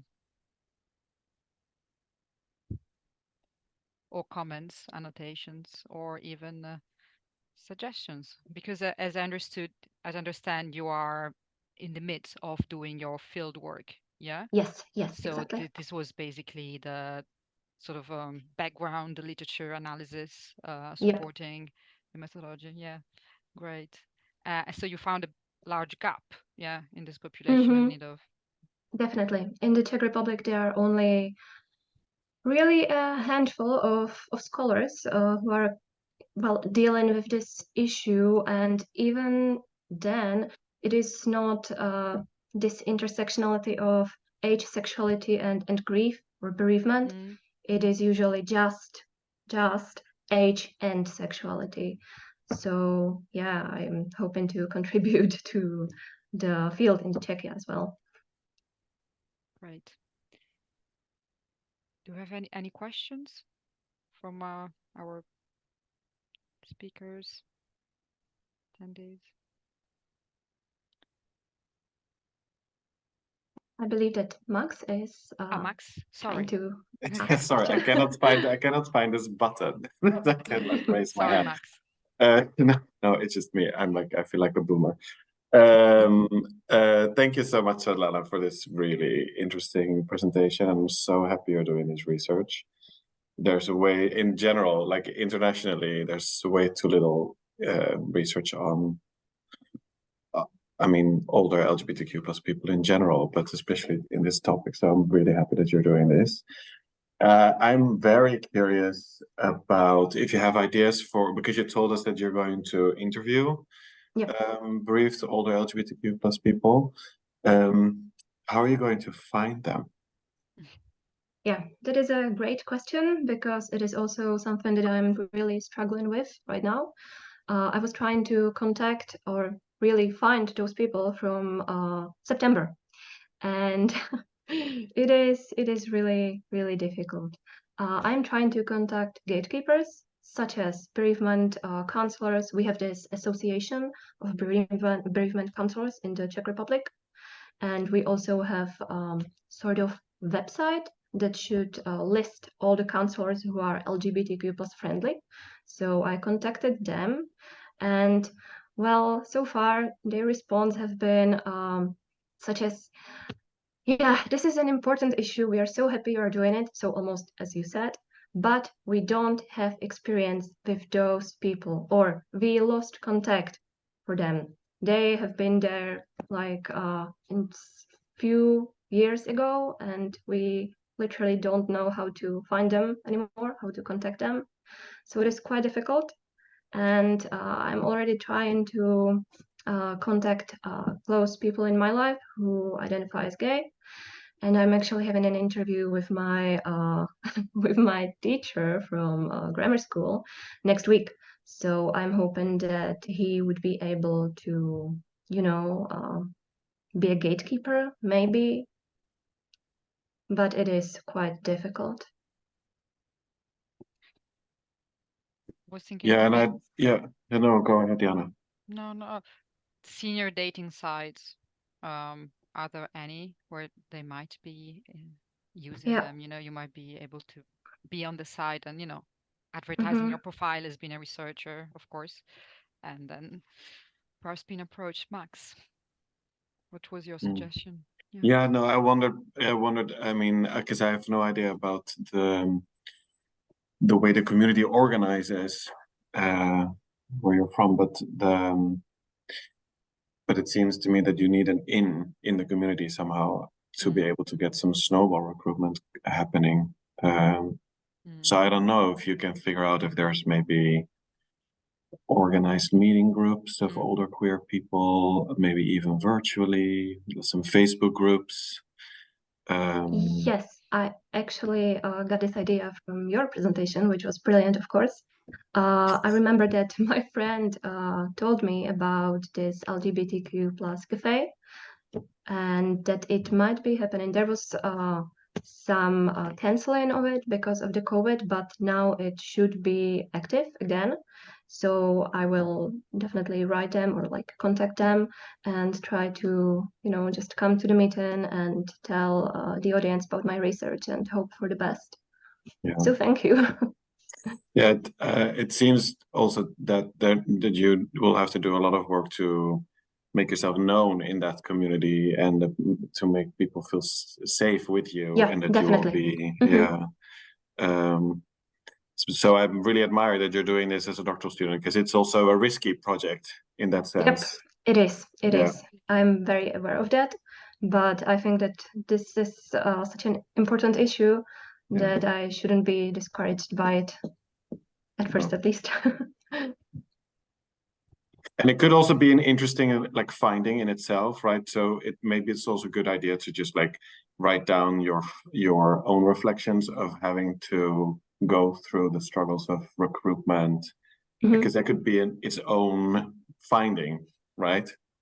Yeah, we were actually research. discussing this with my supervisor, that it is peculiar in itself, this inability actually to find these individuals, even though they are here and they are most definitely here. But yeah, it is difficult. And thank you for your suggestions. No worries. You're welcome. Thank you for the presentation. Yeah, very happy to have you here, as Max said. Very happy about your presentation. So, next speaker, Christian. Dr. Christian Klesse, hi, is a reader in gender and sexuality at Manchester Metropolitan University. He's best known for his work on non-monogamous and polyamory. And today he's presenting about the queer legacy of Ken Plummer. Christian, the floor is to you. Okay, thank you so much for this introduction. I will try to share my screen, and please give me feedback whether you will be able to see it. Yes. Yeah, does it come up? So I just need to probably change some view setting for myself. We can see it very well, and we can also see you. Yeah, let me just see whether yeah, this way I think would work for myself. Okay. Yeah, thank you so much for the introduction. I'm actually quite moved, and also I think it's quite interesting that I'm giving this talk in a panel with two people who are currently working on their PhD, because giving this presentation is taking me back to my PhD experience. Even if I'm not doing a PhD at the moment, but I will be talking about the death and dying and the legacy of my PhD supervisor, Ken Plummer. So basically what I would like to do in this paper is to give a critical appraisal of the work of Ken Plummer, who, as I think all of you know, was a famous UK-based sociologist who unfortunately died on the 4th of November last year. And I will reflect a bit on Ken's personal influence on my academic trajectory and my scholarship. I will talk a bit about the role of mentorship, but also the significance of intergenerationality and loss, questions of loss and grief in the context of LGBTQ plus sexuality scholarship. Apart from these sort of more personal questions, I also wanted to address a question whether there is a specific queer legacy towards the work which Ken has been doing. And I would like to do that by critically looking at two of his concepts, concept of counterpublics and intimate citizenship, and ask the question, to what extent actually is that work useful for something we may want to consider queer analysis? So this talk is also concerned with a reflection upon Ken's quite ambivalent relationship to queer. So the question is also, how do we remember Ken's work in the context of a, let's say, queer research, queer studies context? Yeah, Ken has been a pioneering researcher. His book Sexual Stigma, which appeared in print in 1975 and which was based on his PhD research, has been a milestone in advancing symbolic interactionism in the context of gay sexuality studies. But he has also been, he's been very prolific. He has worked on life stories, narrative sexuality studies, social movements, touched upon the question of rights, citizenship, various aspects of activism. He has developed an own philosophical position, which he named critical humanism. He also worked on age, illness, and of course, he's also known, apart from all of that, as the founding editor of one of the most influential European sexuality journals, Sexualities. I think, Ken's work is of a kind of intergenerational, cross-generational significance. His work has undoubtedly paved the ground for LGBTQIA+ studies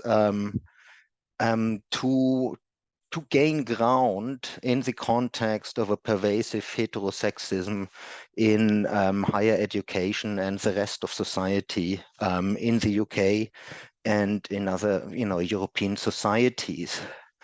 So in a way, sort of Kant's death, losing Ken as a person, as a scholar, as a critical thinker, also, is a loss in that kind of, let's say, professional context, in this context of critical knowledge production. And I wanted to refer here to the concept of queer lineage, with Roisin Ryan-Flood had developed in the talk she gave at Kent's memorial conference last year, or it was early this year actually, at the University of Essex, which, she relates to basically the, let's say, emotional dealings around dealing with the loss of LGBTQ elders who have significance in intellectual, professional, or personal ways in one's life. So in my life, Ken was also, an amazing teacher, supervisor, and mentor. And I'm just, very grateful that I had the opportunity to work with Ken, and in particular, he was, he had such a good sense of humor. So I remember our supervision sessions, like just giggling away and laughing a lot. So he also showed me a sort of a particular, let's say, joyful way of doing queer sexualities research. And at the same time, he was quite a modest person, so he was very professional in his approach, but also had a healthy disregard for, the more pompous aspects of institutionalization. So his kind of death is a loss also for the discipline, apart from, the loss of his close friends, his partner, and his closer family, of course. He's a loss for the discipline. He's also a loss, I think, for social movements around dissident genders and sexualities, and he's a loss for critical knowledge production in these fields. And I very much agree with what Polly has been saying also, Max earlier, about, Svetlana, about the grief, there's a distinctive nature of grief with regard to death in queer intergenerational context. So I think it is worthwhile also, to look at Ken's death, through the perspectives of, queer grief and how does death matter in queer contexts. And here I wanted to show sort of one kind of painting or drawing I did myself. It's, sort of my, sort of personal memorial card, which is something Max was talking about earlier.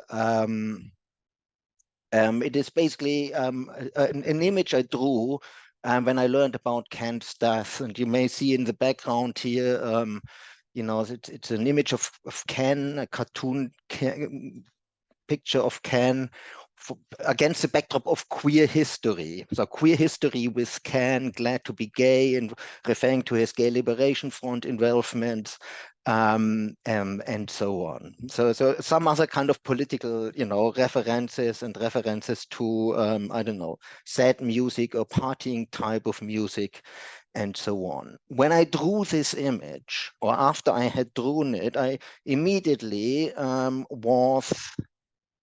started questioning myself. I thought, is it actually appropriate, to put Ken in a picture which has this major heading or backdrop, queer history? To what extent, would Ken like himself sort of, being related to that concept of queer? And those who know Ken's work and who have listened to some of his lectures know that Ken had a very ambivalent feeling with regard to the term queer, because it was very much close to home and due to its kind of insultious and derogatory meanings. His personal memory of being sort of targeted, through, that defamatory label. But also, he didn't really like queer theory so much because he found it fancy, extremely, let's say, abstract, a bit esoteric, and so on. And so you here see a quote which is taken from an interview he did, I think, in the year prior to his death, with Arlene Stein and Travis Kong, which is also included in the special issue which Sexuality has recently published on Ken's work. I would like to explore a bit in the remaining part of this paper, this ambivalence by adopting Ken's work to a queer reading and something you could call boundary work. So basically, I don't want to press Ken into a queer template because I think I made quite clear, Ken did not think of himself as a queer theorist. But I think it's quite interesting and it's something to be gained by putting Ken's work in a wider context of an assemblage of queer theory, and to see what kind of contradictions, tensions, and frictions unfold. And I think if we do that, we can better understand and grasp Ken's work, but I think we can also learn something for queer theorizing if that's something we are interested in. And I'm inspired here by the methodology of Claire Hemmings, which she deployed in considering Emma Goldman, feminist political ambivalence, and the imaginative archive, in which she basically explored this ambivalent relationship of Emma Goldman to feminism from her kind of political communist anarchist point of view. So what can we learn about the boundaries of queer theory if we consider Ken's work as both inside and outside of queer, and what kind of queer theory would emerge as an imaginary possibility for him to find a place in queer theory? So as I said, according to Hemming's methodology, that's a kind of boundary work. I would in this talk also call it a kind of edge play, which is a pun I will come back later in the talk. But first of all, what it cannot like about queer theory, he thought it's utterly reductionist and fixated on textual analysis and loses sight of the lived reality of bodies and sex and all the things which happen between people. And what did he hope to offer as an alternative? Yeah, he kind of founded Sexualities as a platform for qualitative ethnographic research into bodies and sexuality as real life events.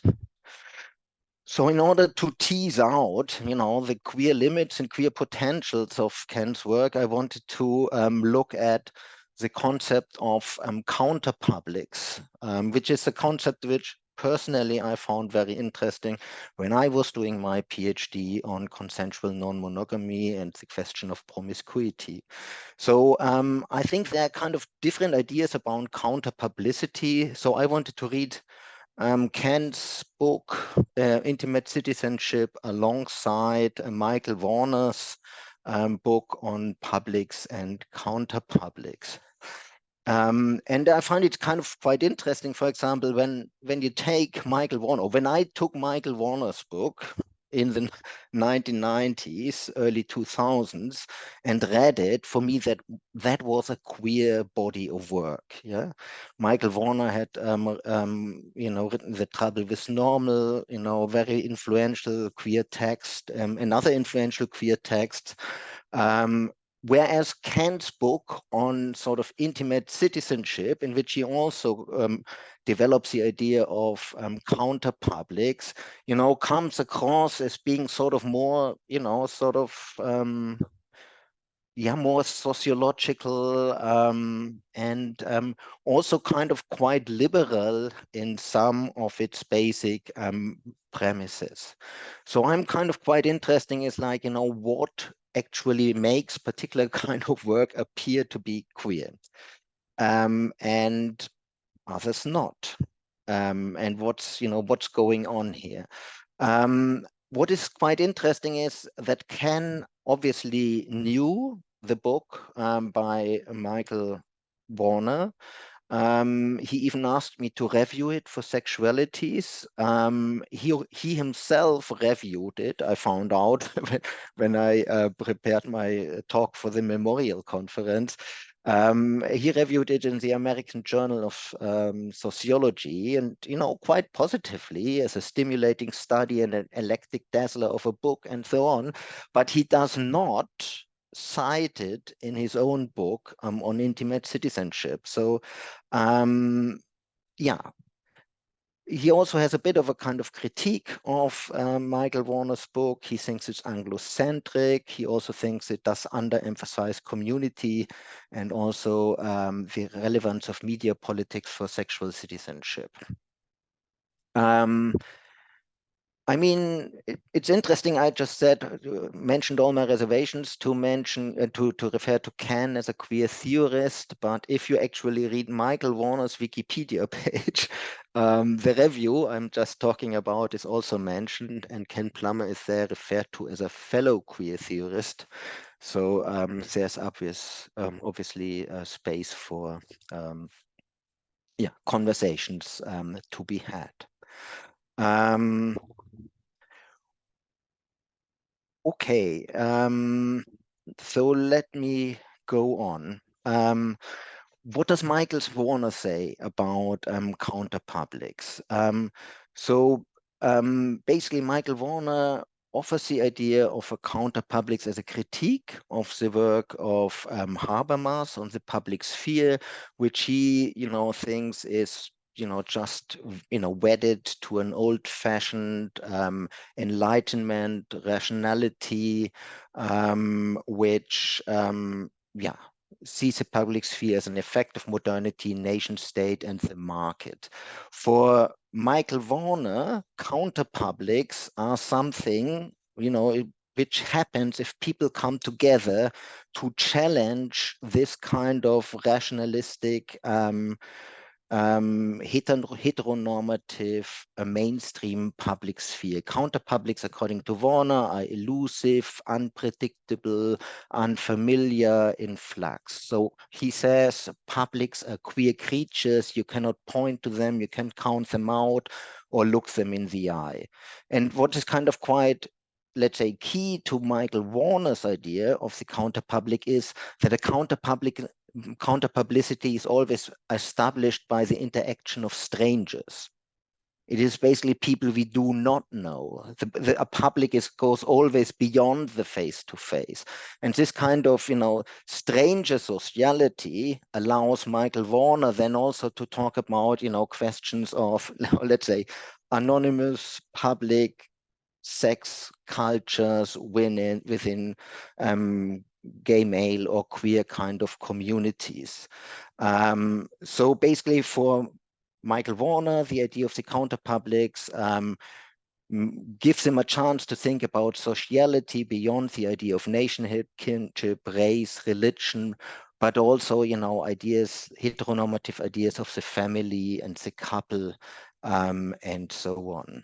So his work on counterpublicity gives him legitimacy to hail, if you want to put it this way, queer practices of recreational, casual, or anonymous sex as a distinctive style of intimacy between strangers.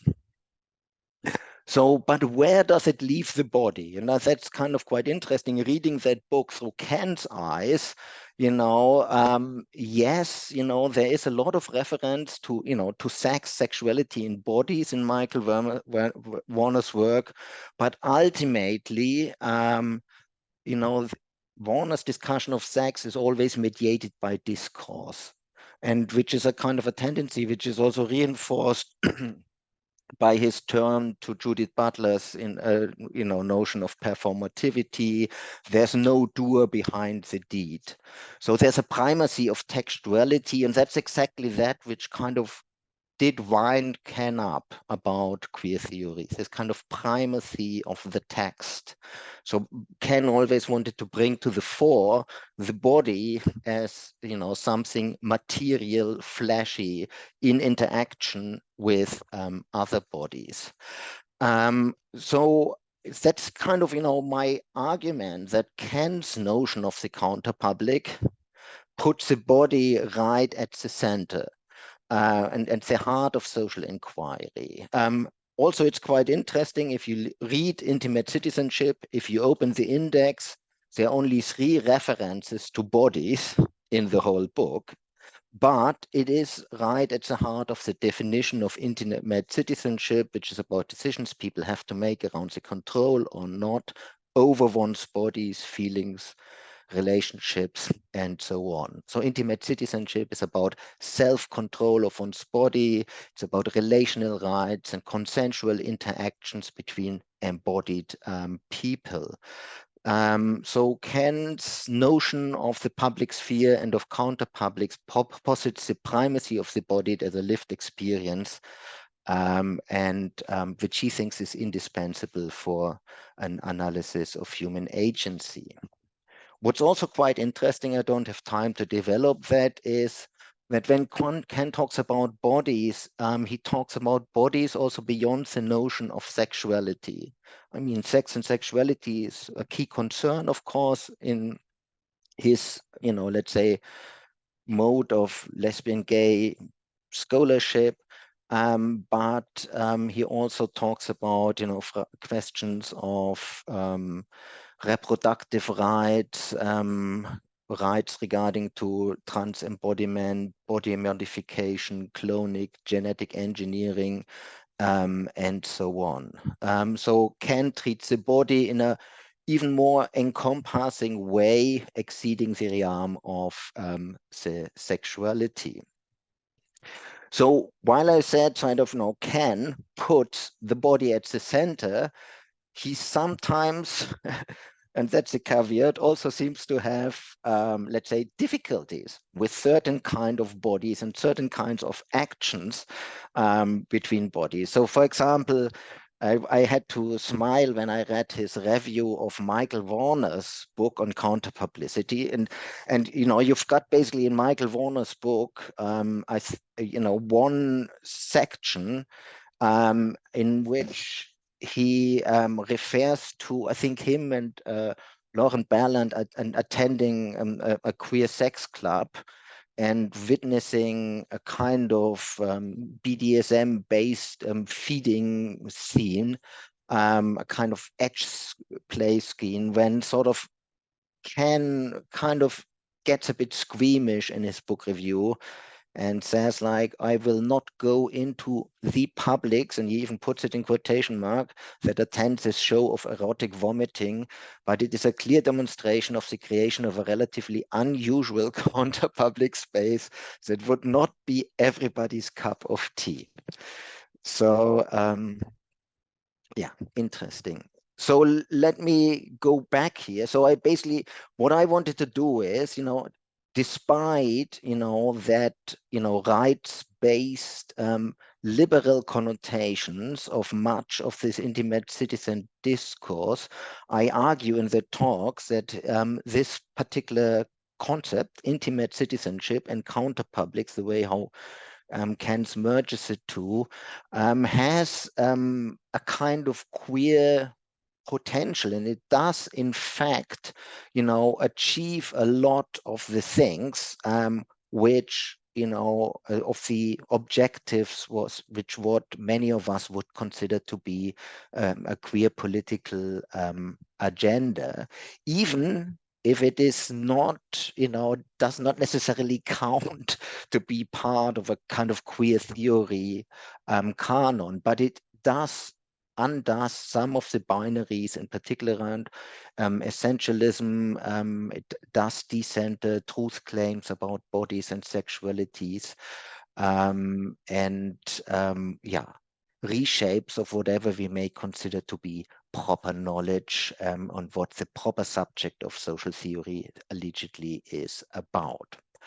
I just wanted to end that talk now with a brief acknowledgement that, of course, the whole discussion about public spheres and counter-publics has gone on, and more recently, sort of really excellent work has come up, also by Eva Majewska, for example, her book Feminist Anti-Fascism, Counter-Publics of the Common, which also put the body right at the heart of the analysis of counterpublics. Majewska says counterpublics are rooted in the embodied lived experiences of heterogeneous groups and societies, as well as in their production. And that's all I wanted to say. Thank you. Thank you, Christian. Very interesting, very theory dense, but I think we needed one of those, the second one probably, after Nika and Giulia. Does anyone have any question for Christian, or comments, annotations?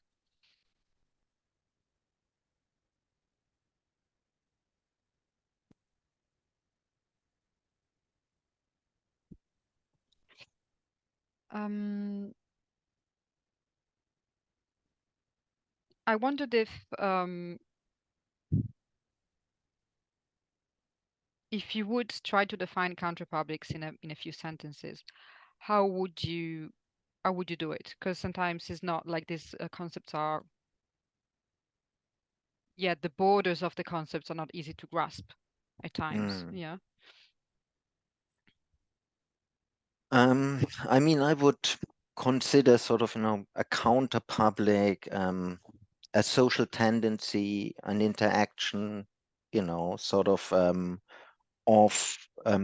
people which likes to contest or is about contesting, the status quo in what you consider to be mainstream public spheres, whether these are media public spheres or the political public sphere and so on. I mean, yes, these are kind of complex abstract concepts which you probably have to to define carefully in the context you're looking at.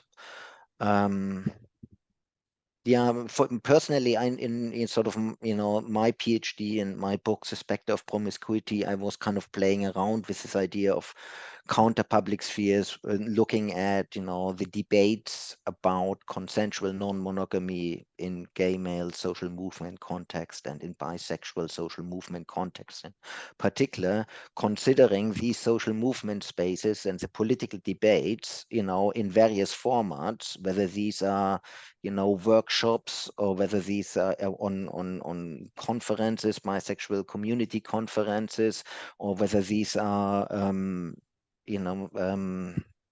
pamphlets, Mm-hmm.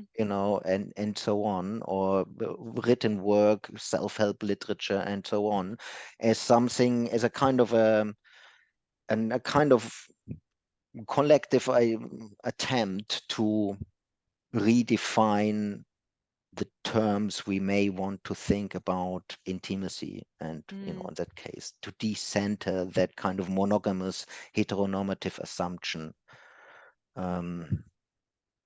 So yeah, I mean, Eva Majewska uses the concept of counterpublics, to talk about major street protests against attempts of the conservative government in Poland to attack abortion rights, or to undermine the constitutional constitutionality of the legal system, and so on. So yeah, no, for sure. But the reason why I asked this, because of course it is relative, to the point from which you're writing. And at times I think that, writing from a standpoint of a very progressive left, as yours, or the authors you just cited, you might have a number of counterpublics, in the sense that you have a majority that is probably liberal and this middle range, and then you have the far right, so so you're writing for your own counterpublic, which is already different from the majority, is already a minority, but you're also writing against another minority, and so a counterpublic, if we want to stay within this terminology. But it's connected to me, connected with this notion of writing for someone or some areas, but also against someone else. It evoked this. Do we have questions, comments?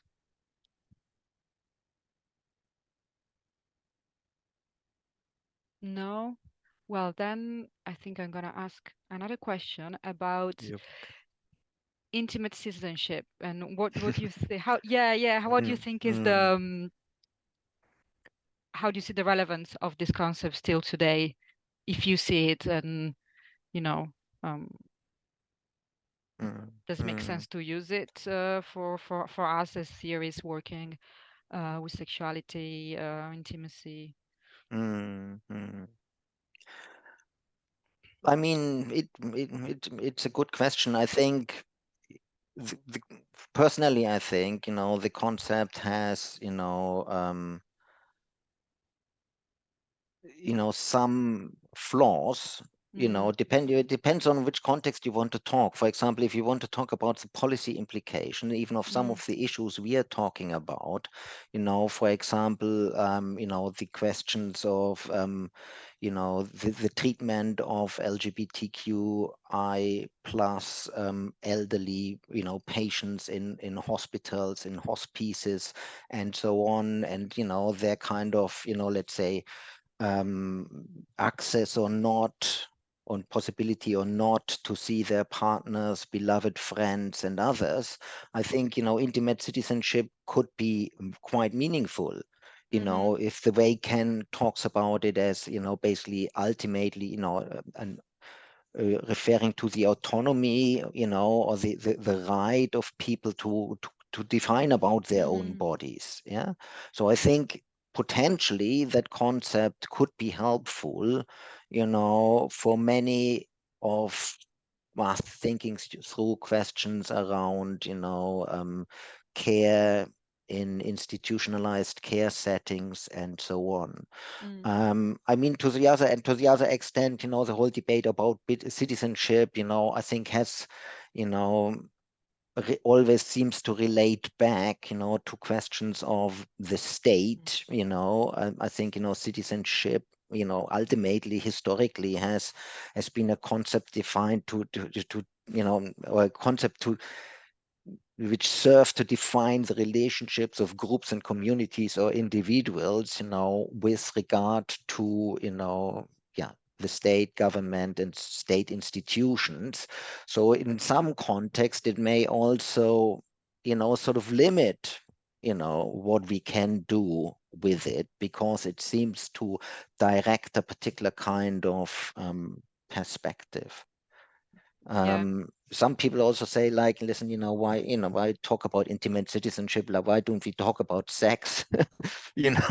So there's this all kind of, this whole citizenship debate made, if you want to put it this way, LGBTQI plus, topics compatible to the language used in political sociology.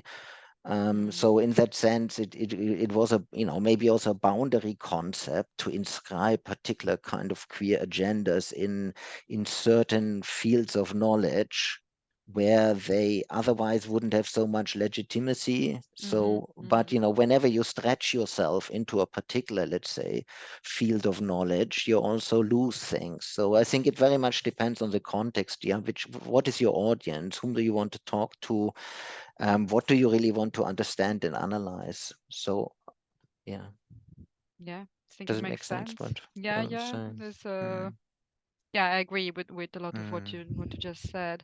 And yeah, you need to be mindful of the audience, yeah, and what you're trying to achieve with the concept you use, what you're trying to evidence.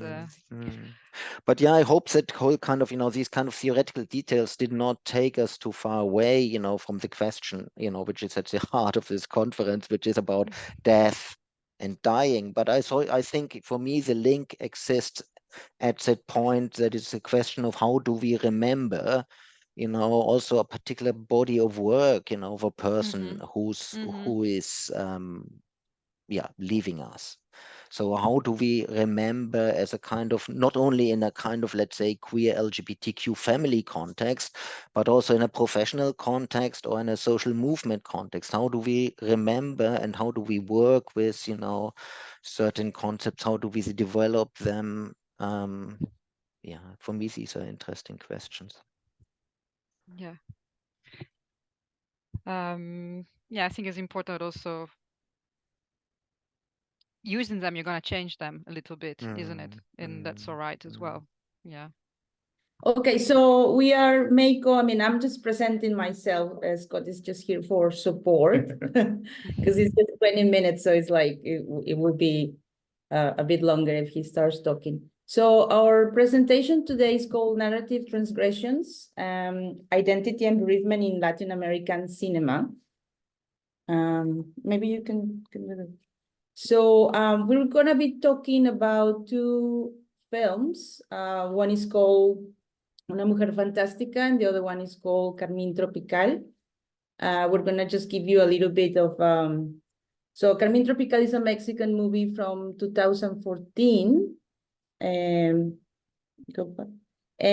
Una Mujer Fantástica, or A Fantastic Woman, it's a movie from Chile from 2017 that won an Oscar for Best Foreign Feature Film. So for those who haven't seen these movies, but I don't want to spoil them because you later on might want to see them. Carmín Tropical is a story about a trans woman from Oaxaca. And in Oaxaca, in Mexico, there is this place called Juchitán, where they have this sort of third gender that is known as muche. So muches are a gender identity that is actually quite well regarded in that specific community. So people, when they have a son that later identifies as a woman, it's actually quite of a blessing, so to speak, in that little community. Obviously, that doesn't transpire to the rest of the society. And so Carmín Tropical is a movie about this muche called Mabel, that has long time ago left her little town, but she returns because one of her closest friends has been found murdered. So she returns to find out what happened to her friend. And Una Mujer Fantástica, the story revolves around Marina. Marina's in a relationship with an older man. And this, so they seem to have a very nice relationship, but that's cut short because Orlando, the partner, suddenly dies. And that's what triggers all the story in this movie, because she's not allowed to properly mourn her partner's death. Thank you. So just to give you a little bit of context, in terms of transgender rights in Mexico, so Mexico is quite a big country. So we have different states who have passed different laws. Especially Mexico City, they seem to have better understanding and more legal protection for transgender people. Can you pause, please? But the truth is that after Brazil, Mexico is one of the highest countries with, a country with the highest number of murders of transgender people. So just up until September this year, there were 52 transgender people that had been murdered in Mexico. And like I was mentioning about the movie Carmín Tropical, the mucha identity is quite central in the movie, but it's very specific to this Zapoteca culture in the south of Mexico, in the state of Oaxaca. Thank you. So in terms of Chile, Chile has this gender identity law that passed in 2018. So this law allows people over the age of 14 to go to change their name legally and have their gender marker officially on documents. But as you can imagine, there's some social acceptance, but there's still a stigma attached to these gender identities, and there are instances of violence and discrimination. Not as bad as in Mexico, but still quite present. So these two movies share some common themes. So we have these identity construction, especially on the protagonists, Mabel and Marina. And they have these, we name this presentation narrative transgressions. Obviously, it's a little play on trans, but it's because they're both transgressing, the heteronormative narrative. They go against what we consider the normal or the standard. So they go against that in their own ways. So they go through this discovery journey of self-identity. They're both, they both have this singing as a self-expression. They're both singers in the movie.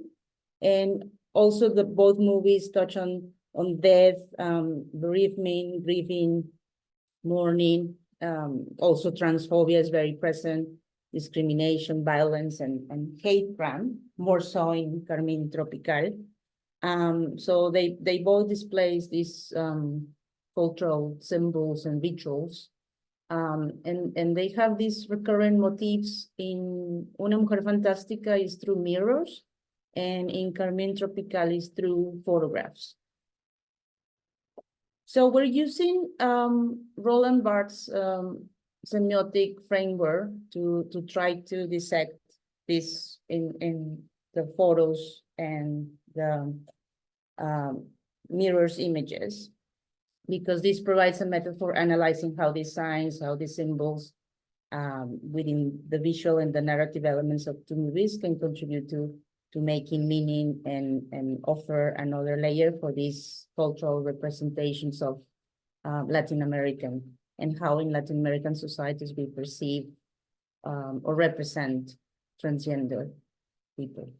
So we have in this framework this layer of denotation, then connotation, and together create a myth or a social construction of these visual and narrative elements. Obviously, this is very subjective. So for each of us, a mirror or a photograph can mean something different to each of us. So we're trying to sort of like convey what we see represented in these photos and in these mirror images. So for instance, we have, I think it's early in the movie, after Marina finds out that her partner has died, She's still in the hospital, so she goes into this public bathroom and she sees herself in the mirror. So we have this denotative sign, is just a mirror image of Marina looking at herself. At the connotation level is her emotional state of shock, disbelief, sorrow, anger, because she's actually been pushed out of the room where her partner has died or is still lying.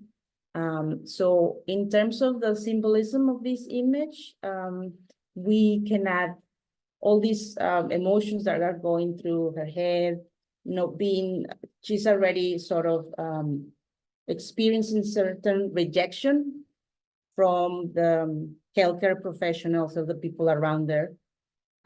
So this becomes this sort of social construction, this myth that revolves around these societal expectations and discrimination and prejudices against Marina because of the fact that she's a transgender woman and they don't accept that she's in a relationship with a heterosexual man. Okay, so we have this other image. Here, Marina is looking at her reflection on a window car after being assaulted by her partner's or late partner's sons. And they have wrapped her head with masking tape. So again, the denotative sign is just her image on the mirror car. The connotation here is about the physical and emotional, in one side, her vulnerability of being attacked because of her being transgender, but also her resilience after surviving such attack.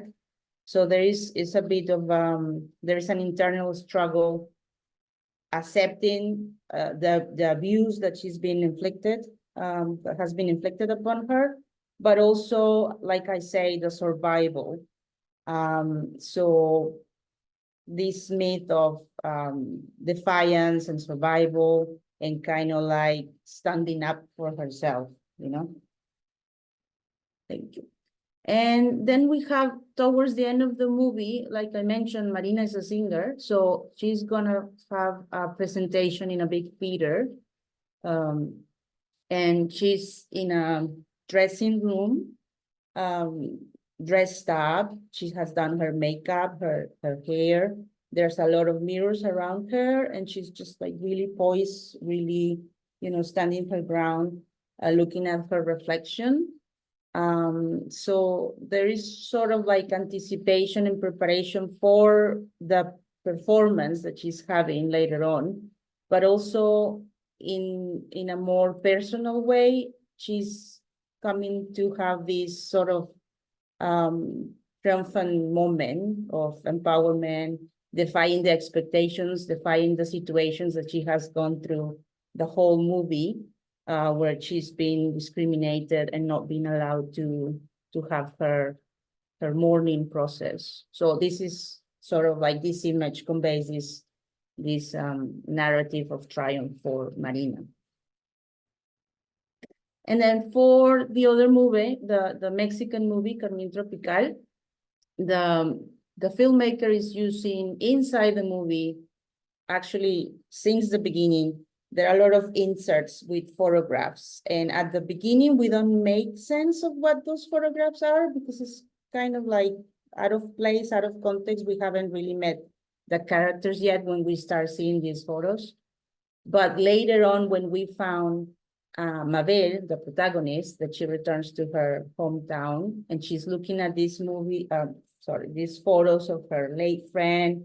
The first one is when Daniela is a little boy, right? So that's the first photo. Then the second one is already when Daniela had her transformation into a really beautiful lady, and she's in a very familial, very intimate context in that. And she's, maybe you cannot see her, but she's kind of like hugging plush animals. And then the third photo is when she's attending this festival of the Muche people in her little town. And you can see it's a sort of a pageant, like a beauty pageant. And it's not very clear in the movie, but I think she won that pageant by the look of, like, everybody's at the back and she's kind of like, you know, glowing and accepting the applause of people. So just to go more in detail. So like I say, the first photo represents Daniela's identity and her transformation over time. And the second photo is, you know, a more vulnerable and also comforting state and an intimate element. And the third photo is this cultural affirmation within Juchitán, this little town where muches are actually quite well regarded. So in terms of myth, we can see how this mucha identity is part of this Zapoteca culture in Mexico.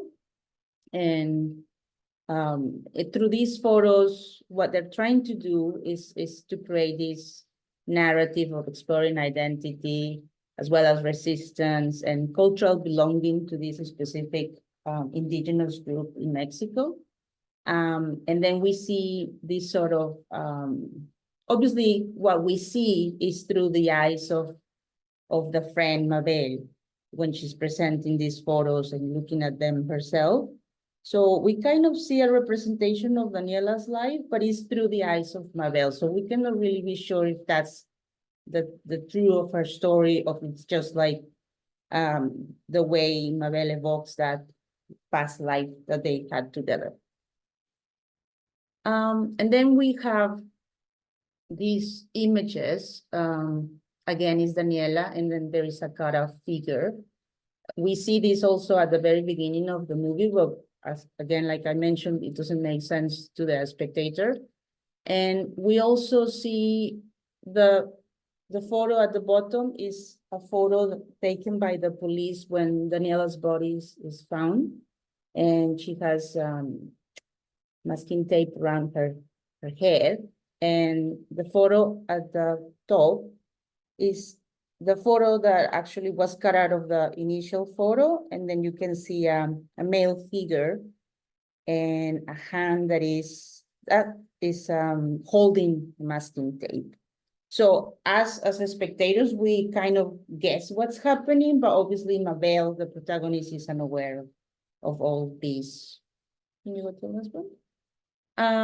So again, for instance, in the photo of Daniela with the tape, it conveys, you know, a symbol of silencing her and oppressing her because of being transgender. So it's this visual metaphor of her struggles. Well, not just herself, but transgender people in general, of the violence and discrimination and hate crime that they encounter in their lives. And in terms of the other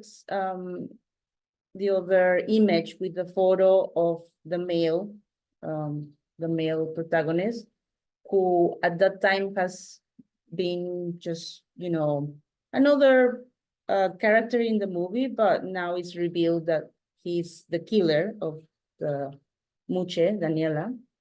So that's sort of like adds more complexity, you know, and it's kind of like foreshadowing events that are yet to come.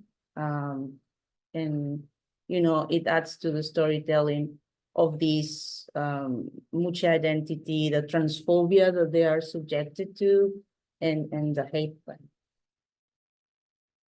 And then just to conclude, so we can see how film expressions, they give us a lens through which we can, you know, uncover challenging aspects of human condition. And these two movies, Una Mujer Fantástica and Carmín Tropical, they show us how bereavement and grieving of those loved ones to us can shake the foundations of our own self-identity. Especially for these transgender people, this is even more challenging because they're not even allowed to express their anger and their mourning and you know, this grieving. So through semiotics, we can uncover these deeper layers of meaning embedded in visual and narrative elements of film, and this can serve as a powerful medium for challenging societal norms and fostering understanding and empathy in us as viewers. Yeah. Thank you.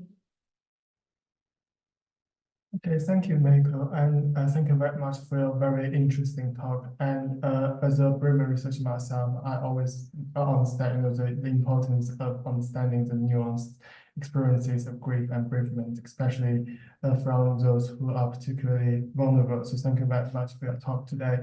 So now we have about 10 minutes for questions and comments. So if you have any questions or comments, please raise your hand and then let us know who you are. Thank you.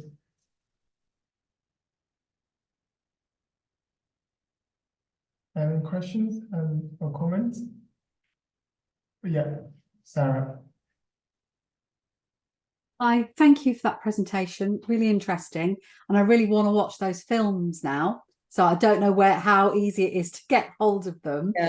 I hope we didn't spoil it. No, I know you've given just enough to create the excitement that we'll want to go and watch them. They sound really interesting. I had a question about I think is it Muche and how that comes to be as a kind of a positive identity and group when it's out of odds, presumably with other aspects of kind of or other areas in Mexico. So just really interested in that.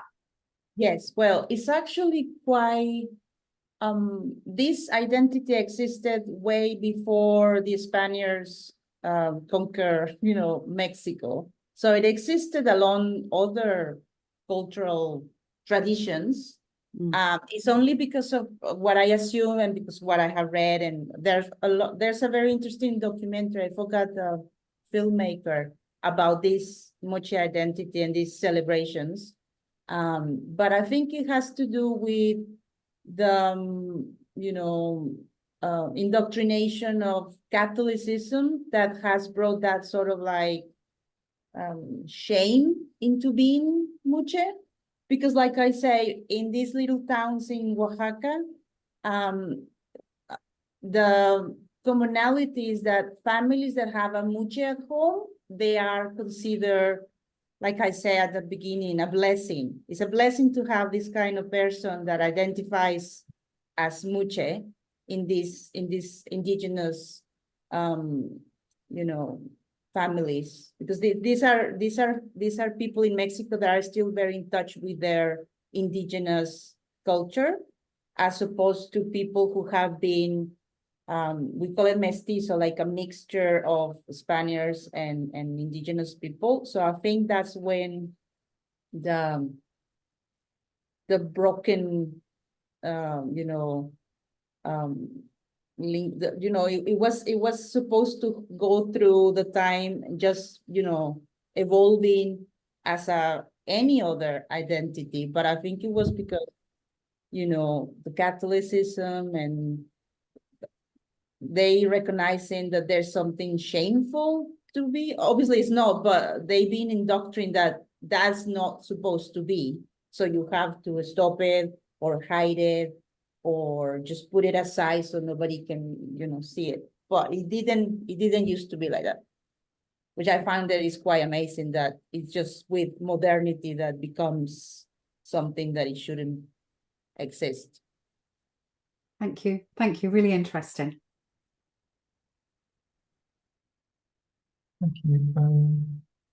Diane, did you have a comment or a question? Yeah, it sort of reminds me of when I read Maria Lugones' work about the coloniality of gender and the fact that this binary man and woman was very much enforced through colonization. Yeah, and which used religion as one of the powers. Yeah. Yeah.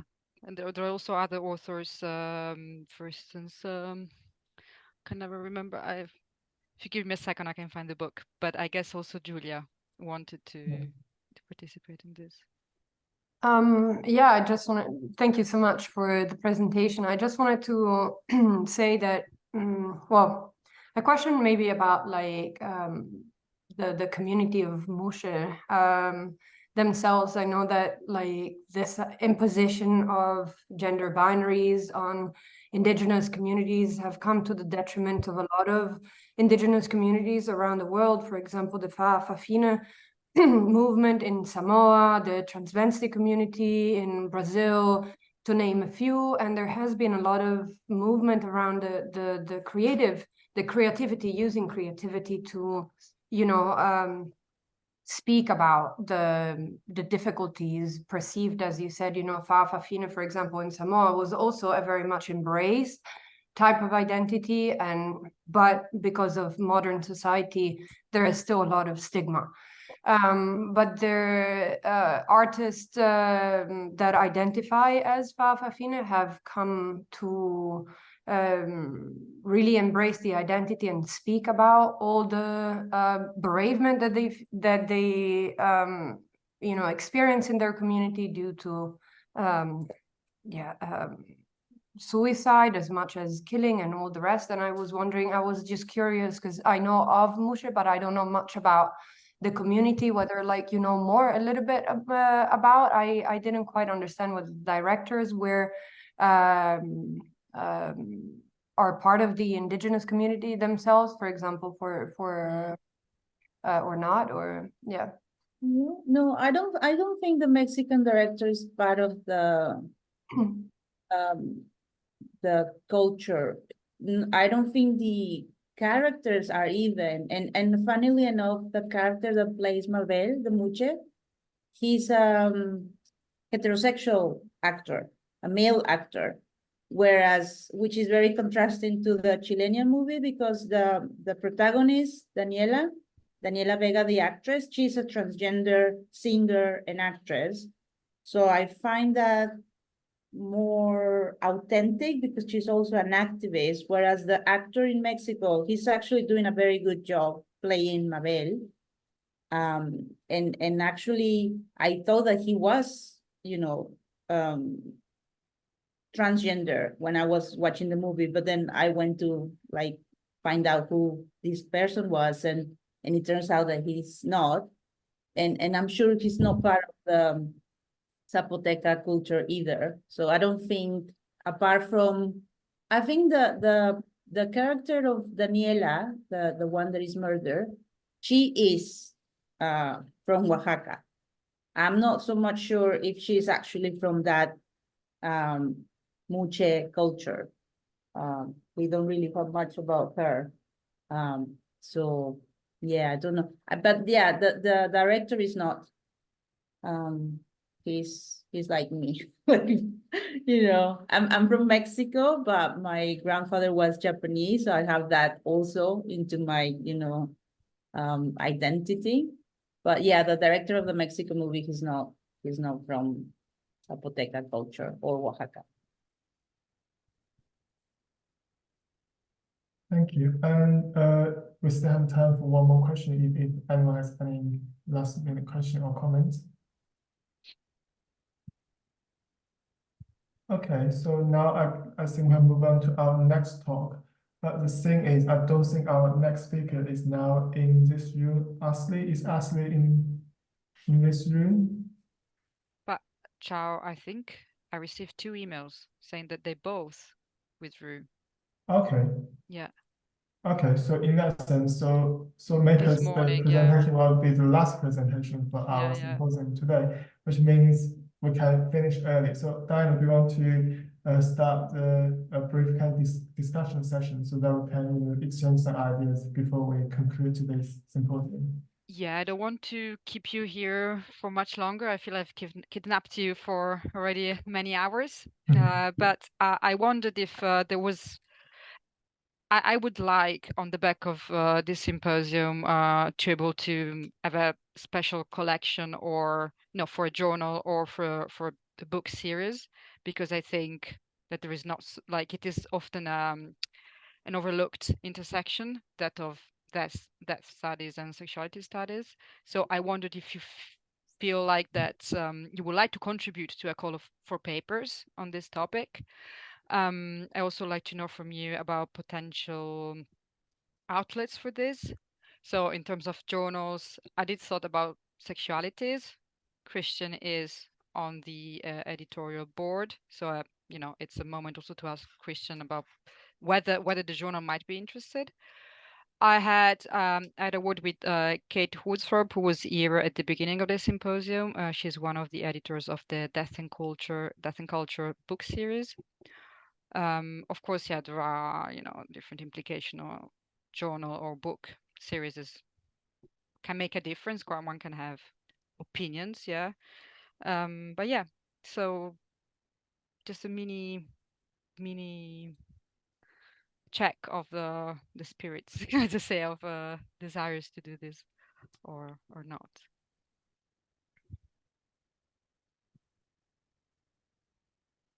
Sarah. Yeah, I saw that suggestion in the email that you'd sent out, which I'm guessing everyone received. I think it's a really, really good idea. And I think a really good idea to build on all the work that you've already put in to organising today, and actually all the work that everyone's put in today to kind of be here and to listen and to speak. So yeah, I'm really up for it. In terms of journal or book, both very different beasts. I think it depends on what, you know, people feel collectively. Both are good, I think, but different. I've recently done something similar, but an edited monograph for Routledge, which brought together quite a wide range of contributions. I think the book for us worked better because some of it was co-produced. Harder to do for journals, not that you can't, but certainly harder. I think sometimes with a book you can bring together a wider range, although to be honest, journal publishing is so different now from kind of 10, 15, 20 years ago. But you know, you might be able to bring together a wider range of, I suppose, not conventional outputs, but you can probably be more creative in length of what you have. But yeah, I'm not sure if it matters, but there are kind of differences, I think, in terms of maybe how creative you can be with a book once you've got your publisher on board. You kind of just produce what you want, whereas with journals it's very different. Yeah. And probably not as fun, not as pleasant. There is more freedom with books and edited collection. It's true. It's also often a more pleasurable experience for the peer reviewing, the submission of just the whole experience. I think is more pleasant. So it just depends on what you want and what you want to how you want to spend your time. Because you know, it's like, you know, it's probably an 18-month, 2-year job from sort of beginning to end, I guess. Yeah.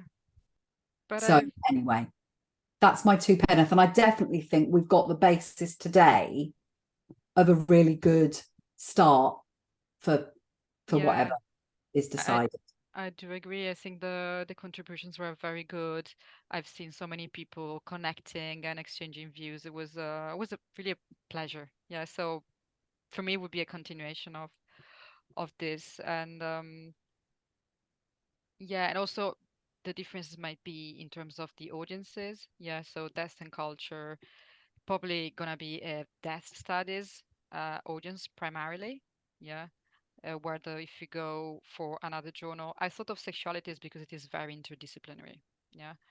Then there might be others also I don't know about, but that would be more a sexuality oriented audience. Yeah. Yeah. But Nika and Giulia. Yeah, just we were just discussing, this is something that we need to bring up within our group, also because the presentation of today is part of a, like, it was kind of like a very preliminary, like sending out fillers for a bigger thing. So we need to see, we have constraint about public access in terms of our funding. So if it is a monograph, often like it requires funding. And public access monographs are quite expensive, so I don't know what is out there. So we, on this front, I think that we would really need to think further on this. It's kind of hard to say it right here and now. It's obviously been very, very interesting in participating in this. So, but again, like this is something that we need to bring up at group level. But yeah, I think that potentially both monograph and journal and collection, it could be really, really good. We know that also, yeah, with public access it's quite tricky. Yeah, so this is a very good point. And I think another good point is, although I do agree that writing edited books makes for a nicer experience, it's also true that we have a lot of early career or doctoral researchers, on the call, and we do know that it's better to publish peer-reviewed. Yeah, it has better currency, and we need it more because we are starting up. We're still building ourselves, so I don't feel completely okay with asking a PhD student to put a lot of work in a book chapter just because of the economy of academia at the moment. Yeah, it is a very inward-looking perspective, but I think one needs to take into account as well that sort of things. Christian. What should I say? Yeah, you asked me a question specifically, Diana, about sexuality. So, basically I'm, on the advisory editorial board, so I can only speak from my experience of knowing, the journal. I think the topic would be highly relevant for the journal, and I assume that the editors, which is a group of 3 people, who would make this decision or would take this decision, would respond in a positive way to that. I'm pretty sure. So I think it's an option. For me personally, I mean, the paper I presented today has been kind of, promised for another edited collection. I don't think I would have the time to write anything as a journal article. I'm pretty confident that I could negotiate a kind of a republication in an edit moment. Thank you. Yeah, I think it has been long day, and thank you very much for everyone who have been in the symposium today. And personally, I really enjoyed all the sessions today, and I also hope you found today's talks and interactions helpful and insightful. So as we have already discussed, so after the new year, Diana and I will get in touch again with the potentials in terms of how we can take today's interactions further into future collaborations and publications. So we'll get in touch very soon after the new year. So I think that's probably everything from me and from us. So before we finish today's symposium, I just want to thank all of our speakers today for their fantastic talks, as well as for everyone for your time to be in our symposium today. Thank you very much. Dan, do you want to say anything? It was a great day for me. I really enjoyed the process, and I really enjoyed meeting you all. And yeah, it's one of the days where I'm really happy to be doing the job I do. Yes, and see you soon. Yeah, thank you for sharing of the warmth and the intellectual insight. Okay. Take care. Have a great evening. Bye. Bye. Thank you. Bye, everyone. Bye.